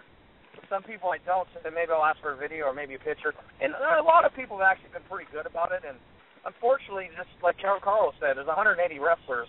We can't fit 180 wrestlers on 2 shows, bottom line, But particularly although God knows we've tried before. Yeah, especially people like, you got Kojima coming in from Japan, and I know he's bringing a big following. You got Daniels and Kazarian, and paying respects to Roland Alexander, who passed away. He was a lifetime Cauliflower Alley member. He's a big promoter out of the West Coast. They're doing a tribute match or donating their time and everything for like a Roland Alexander tag team tribute match. Daniels and Kazarian. We still got the same girls like Melissa coming in and Santana Garrett and Rob Conway, Matt Hardy's going to be there this year. We're hoping, cross the fingers. I'm trying to talk Matt into bringing Matt and Jeff for the 50th. That's kind of the idea. I'm already working on it now. Yeah, I wanted to talk to them too because they're both. Jeff particularly is a good friend of mine. We've been friends for all through his good days and his bad days, and that'd be great to have the Hardy Boys there. And we might have a record broken this year too. The record for the most people coming to see a specific person was Buddy Colt. He had 32 people come, literally bought banquet tickets because of him. Well, now Jesse Hernandez, because of he's only doing a seminar. He has almost 40 coming. I think everybody ever went through his school in the last couple of years is coming to his seminar. Well, somehow Jesse that Hernandez doesn't surprise me. No, Jesse Hernandez is my trainer as well, so I'm there every year for Jesse as well, So. Yeah, well, Jesse's a great guy. He worked for me most of 10 years, and he was not only one of my top wrestlers, he was my number one referee, especially for all my lucha shows. I mean, Jesse, you had to tell Jesse nothing, and Jesse knew how to be the general in the ring, and he's just a great guy. I mean, I met him in 1979 when I started promoting after I quit wrestling, and Jesse was with me up until 1994, so that's more than 10 years, isn't it? That's 15 years. And Jesse is one of those guys, he's amazing. He knows everybody. He's a good guy. Jesse's, I don't know. I was trained by Jesse Hernandez, and there's a lot of people that tend to forget about where they get trained from and who. And a lot of guys out there actually, forget that, But Jesse is one of those guys that he represents like the old school way, And right. Well, he's a protege of Goliath, of Pablo, Pablo Crispin. He was a protege of Goliath. Yeah, Jesse is awesome, and I always call Jesse and thank him for everything he's done. Like in my class was Frankie Kazarian. He was actually kind of the head trainer. Jesse was the main guy, but Kazarian was the guy in the ring all the time. And this guy named KG Sakota, both those guys made it to WWE. Obviously K&A with Kazarian, and a few other guys. And you know what? If it wasn't for Jesse, I wouldn't be doing what I do. And obviously that's a good thing, that he has a lot of guys coming to represent him, and so I'm pretty happy about that. I might throw. Jesse asked me. Actually, one of Jesse's friends, one of his bookers, asked me about maybe getting Jesse Hernandez's company's heavyweight title defended on one of the shows. I might throw that in there. I mean, what's an extra 10 minutes, to represent Jesse's school, You're the man for that. Whatever you do is you're the guy. Yeah, I just don't know if the champion's going to be there. I was going to hit him up today, but I haven't had a chance. I'm actually leaving to Vegas on Friday. When do you go down there, Carl? Is it Saturday? No, I get in there Sunday at 1 o'clock in the afternoon. Oh, that's right. And I think Brian Blair and a lot of the guys aren't getting in until pretty late. There's some kind of a problem getting out of Florida, and all the Florida guys are getting like at 9 o'clock at night for some reason. Oh, wow, okay. Well, again, next year when we figure out the actual, if they'll let us do a Sunday again, I'm sure. Now we'll let everybody know a year in advance and make sure everybody, is on top of it and this and that, and that way people can plan accordingly. So it's kind of like a trial. I'm sure it's going to work out for everybody, but now after this one we can plan for next year, and being the 50th anniversary, who knows, what we'll be doing in that show. Yeah, next year I could almost bet you money that when we make the announcement by the end of June, all of the details for next year, which is going to be in April, by the way, that we will sell out before September or October. Because for our 25th anniversary, we had to use closed circuit TV for people that were out in the parking lot that wanted to see our 25th, and we only had a building that seated 500, and we had 517 at the Sportsman's Lodge, and they put TVs out into the parking lot because we had 25 honorees, and we did the show in 3 hours and 12 minutes, 25 honorees. Wow. Including James Cagney and Gene Autry, and they all showed up for that. So and we've got some pretty big name movie stars. I don't want to name nothing now because things are subject to change, but this year is going to be great. We're going to have a wonderful time, and next year is going to be unbelievable. Yeah. And that's also my retirement. I'm after next year I get sit in the audience and drink and watch everybody else. And I'm there are officially retired. There are always surprises at CAC. That's one thing. If you can depend on it on anything, there's always a surprise or two. Like last year when Adam Copeland came in for his award. It's just a great 3 days and now 4 days with the addition of the wrestling show on Sunday, and I've having to wait from April to June, it's just heightened my excitement a lot more. I get to do a wrestling show on Friday night, 4 TV shows on Saturday, and then I fly out to Vegas on Sunday, and I will be absolutely stoked by the time I'm at plane lands. I'll be ready to hit the Gold Coast running. Good, and I flipped the coin, Tom, and you lost. You're buying the first round. Yeah, well, I told you I was. Oh, okay. I didn't have to flip the coin for nothing then. Yeah. Nope. Since you only drink one drink a night, that'll be an easy buy. And don't forget, since this is part of the CAC stuff, we do still have the Larry Sweeney, Jackie Fargo, Texarkana Open Invitational Strut-Off at the bar up in the bowling alley come sometime this week. We never know when it is. I think it just depends on when everybody gets enough alcohol on them, and then we decide to do it, Well, you've been doing that up at the bowling alley? Well, we're doing it in the bowling alley bar because they have $5 tickets. Oh. That's the reason. We do it usually after the show. Huh? I didn't even know there was a bar up there, to be honest with you. Yeah. Yeah. Well, we all do it, and it's kind of like a little private thing, but it actually turned into something real big. We actually make trophies now, and Gabriel Gallo and Dom Vitale and a lot of the guys like Rico Man and a lot of other guys. They all are involved in it, and it's pretty fun, man. We just play some music, we start strutting, and the fans or whoever's in the audience pick the winners, And sounds like fun. All right, guys. We're going to start wrapping everybody up here. We've got about a few minutes to close, slowly but surely. Okay, first, Billy, your website is at vendettaprowrestling.com? Yes, sir. Okay. All right, everybody. Any information about the wrestling shows this coming weekend or the weekend of the CAC? Vendetta Pro Wrestling, I saw some of your flyers. They look awesome. Much respect to you, fellow promoter, and I hope everything goes great this weekend. And, don't forget, the show is free. But you need to reserve, if you're not a Cauliflower member, the show is free, and you need to reserve that free ticket because we can't have 2,000 people in that big of a small place. So I think it's 710 capacity. Yeah, exactly. We were pretty full last year. It's Sandra I understand. at Vendetta. Yeah, Sandra at VendettaProWrestling.com. You can reserve that. So maybe people get to that message. So. Okay, Billy. Now having a badge guarantees you a ticket, right? Yes. Okay. Yeah. If you have a badge, you'll definitely get in a wrestling show if we have to throw someone else out. Yep. All right, sounds good. I'll be there Monday. All right, Billy. Thank you so much for your time. Thanks. Appreciate it. Take it easy, Carl. See you Sunday. Take care, Billy. Talk to you guys later. All right. Bye-bye.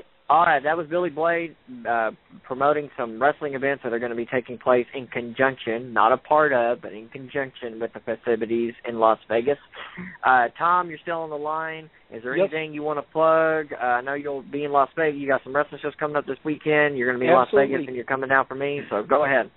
Well, this weekend I'm working for Burt Prentice in USA Championship Wrestling now as one of his producers and ring announcer. And we have a benefit show in Royalton, Illinois, Friday night to benefit a family that lost their home to a fire. The Royalton Ziegler Fire Department has a benefit show Friday night in Royalton at the old Royalton Gym. Saturday we're in Metropolis at the old Merv Griffin Theater. 4 TV show taping, 2 shows at 4, 2 shows at 8, and Bobby Eaton's going to be there, Superstar Bill Dundee. Just a great day of wrestling, and I get on a plane Sunday afternoon, and I will be in Las Vegas. Michael, I will meet you. I'll be glad to meet you out there, and then when I get back from Vegas, I'm going to the Sendera Center, right? Yes. And I'll be glad to be there and help out any way I can. I love pro wrestling. It is the best second job a person could ever have. All right, Tom. Well, I look forward to meeting you for the first time. I look forward to meeting you. I'll see you on Sunday, June 8th at the Sendera Center. Have a wonderful time in Las Vegas. You deserve it, sir. Guys, thanks so much. Great show. I enjoyed listening. I just sat and listened to Cornette the first hour. That was worth its weight in gold. Obviously, I enjoyed. Yeah, Michael. It'll heal. It'll get better. Trust me. Hey, it's a battle scar, man. I'm happy to have it. Hey, wear it proudly, brother. Wear it proudly. Guys, thanks so much. Bye-bye, Tom. Bye-bye. All right, ladies and gentlemen, that was Tom Simon. He's going to be in Las Vegas, and he's going to be at the IHWE show on Sunday. All right, Carl, Morgan, we've got just a few minutes. Carl, is there anything you want to get out right at this second about any important information, or if you need to get anything out, now's the opportunity? No, I think we're pretty much covered. I'm going to kind of sign off, but I had a couple phone calls that I told them I'd call them back in 10 minutes. Go right ahead, sir. Longer. So we'll see you guys in the weekend, and Morgan, be a good boy until I see you, and I'll talk to you other guys later. Thank you, Carl. Have a good one, Thanks, sir. Carl. All right, Morgan. Well, it's all you, buddy. Do you have anything you want to say before we sign off here? Oh, man, it was just an honor to be able to come on after Jim Cornette. I listened to that interview. Michael, my condolences, brother. But, hey, it was a great interview. I appreciate you guys really pushing the CAC, IHWE. You guys started out small, but you're growing and you're growing. And, man, I can only imagine what the future is going to be like for you guys because you're doing things right. You're keeping it old school. You're just doing everything right. I've been watching it. Both of you know I've been kind of keeping tabs on this IHWE deal. It's a great thing you guys is doing. The potential's there. I think you're doing it the right way. You're kind of learning as you go. You know some of you've got some knowledge, but you're still growing. And man, it's just great. And I'm honored that you want to get CAC on here, talk CAC, and it's just a great thing. And I'm looking forward to the IHWE table Michael's going to have in the Nostalgia Room. That's going to be interesting. And, of course, the simulcast you guys is doing next week. That wasn't mentioned. I think that needs to be brought up because that's... Yeah, we'll be doing a 2-night simulcast starting next week, and all that information will be on IHWEnow.com. Morgan, I appreciate the words, man. You and Carl have been great, and I know Michael's known y'all a lot longer than I have, but speaking for myself, y'all been nothing but nice to me. You open your arms, open your hearts, and we appreciate it. I'm going to talk to you before, Morgan, I'm going to get with you tomorrow when you're ready, when you have time, a few minutes. We're going to talk about this major announcement we got to drop next week, figure out a good time to do so. But I appreciate you coming on, Morgan. You're awesome, man. All righty, buddy. Well, I appreciate it. Michael, man, I'll see you in Vegas. You know where to find me. I do PR work every night. You know where my office is, so come find me. Yeah, yes, I do. Second seat from the left at the bar. Gotcha. There you go. Hey, all right, Morgan, have a safe trip, buddy. All right. I appreciate it. We'll talk to you guys soon. Thank you. Thank you, all Morgan. right, ladies and gentlemen, what a hell of a man. We're coming down to the wire. We got 3 minutes. What a hell of a broadcast. The CAC, that was a lot of fun. Yeah. I'm not going to be there. I feel left out. I'm not going to be there. I've got a show to promote, and I'm going to be here hosting the simulcast, so Michael can have all the fun. But that's okay. We got a show to do. Sunday, June 8th. Tom's going to be here. He's going to Vegas and coming down here. So I've got it, man. I will be there in spirit, and I'll be screaming at the top of my lungs. You turn that phone on speaker, and I'll say, I'm at the CAC. Next year, man, number 50. Yeah, that's there. True. We're going to work on it. All right, ladies and gentlemen, real quick, next week, Tuesday and Wednesday night at 6 p.m. Central Standard Time, we got a 2-night simulcast live from Fort Worth, Texas. I'll be hosting. Michael will be at the CAC in Las Vegas. He'll be having a blast. He'll be getting as many interviews as he possibly can. The champ, Matt Riviera, is going to be there. James Beard's going to be there. I heard Miss Dyslexia is going to be there. If she's there, I'm going to make sure she comes over to that table, and she may put a whooping on you. You think what Jim Cornette did was bad. I got all kinds of people looking out for you, Michael. Just remember that. I'm waiting for your interview on Sunday. Yeah, you'll hear about it on the plane, I'm sure. But IHWEnow.com. Michael, we got about 2 minutes left. Go ahead and get your stuff in, man. I'm just going to tell you guys, as I say every week, you can find me on Facebook. You know where to look, Encyclopedia WCCW. You can find me on Twitter, Encyclo WCCW. And on Monday, June 2nd, Tuesday, June 3rd, and Wednesday, June 4th, you will find me at the Gold Coast Hotel and Casino at the Nostalgia Room all day long, all 3 nights, representing IHWE. And, David, I am proud to do so. Thank you for allowing me that opportunity. And like I said, man, next year, number 50, we're going to have you there. You and I are going to host that entire show from the CAC. I look forward to it, Michael. I appreciate you going out and doing that for us. It really means a lot. We're going to have a major announcement next week during the Cauliflower Alley Club. You're going to need to stay tuned to social media. If you're not in Las Vegas, you're going to need to stay tuned to social media to hear this. It is going to change the foundation. And then on Sunday, June 8th, I'm going to drop a bombshell in Fort Worth live at the Sendura Center. IHWEnow.com. Next week we will be here live Tuesday night, Wednesday night from the CAC simulcast. Michael, go have a blast, and don't worry too much about Sunday. It'll probably be around the same as what Jim Cornette said. We want to thank Jim Cornette for joining us in the first hour, JimCornette.com. We want to thank Carl Lauer and Morgan Dollar, administrators of the Cauliflower Alley Club. Billy Blade, the promoter of Vendetta Pro Wrestling. They're going to be having shows in conjunction with it. Tom Simon, He's a producer. He's an announcer. He's refereed for numerous different promotions. And I'm looking forward to meeting Tom Sunday, June 8th at the Sendera Center. But, ladies and gentlemen, wherever you are, from all of us, from everybody that's going to Las Vegas, safe travels. Have a blast. Good night, everybody. See you next week. Good night, everybody.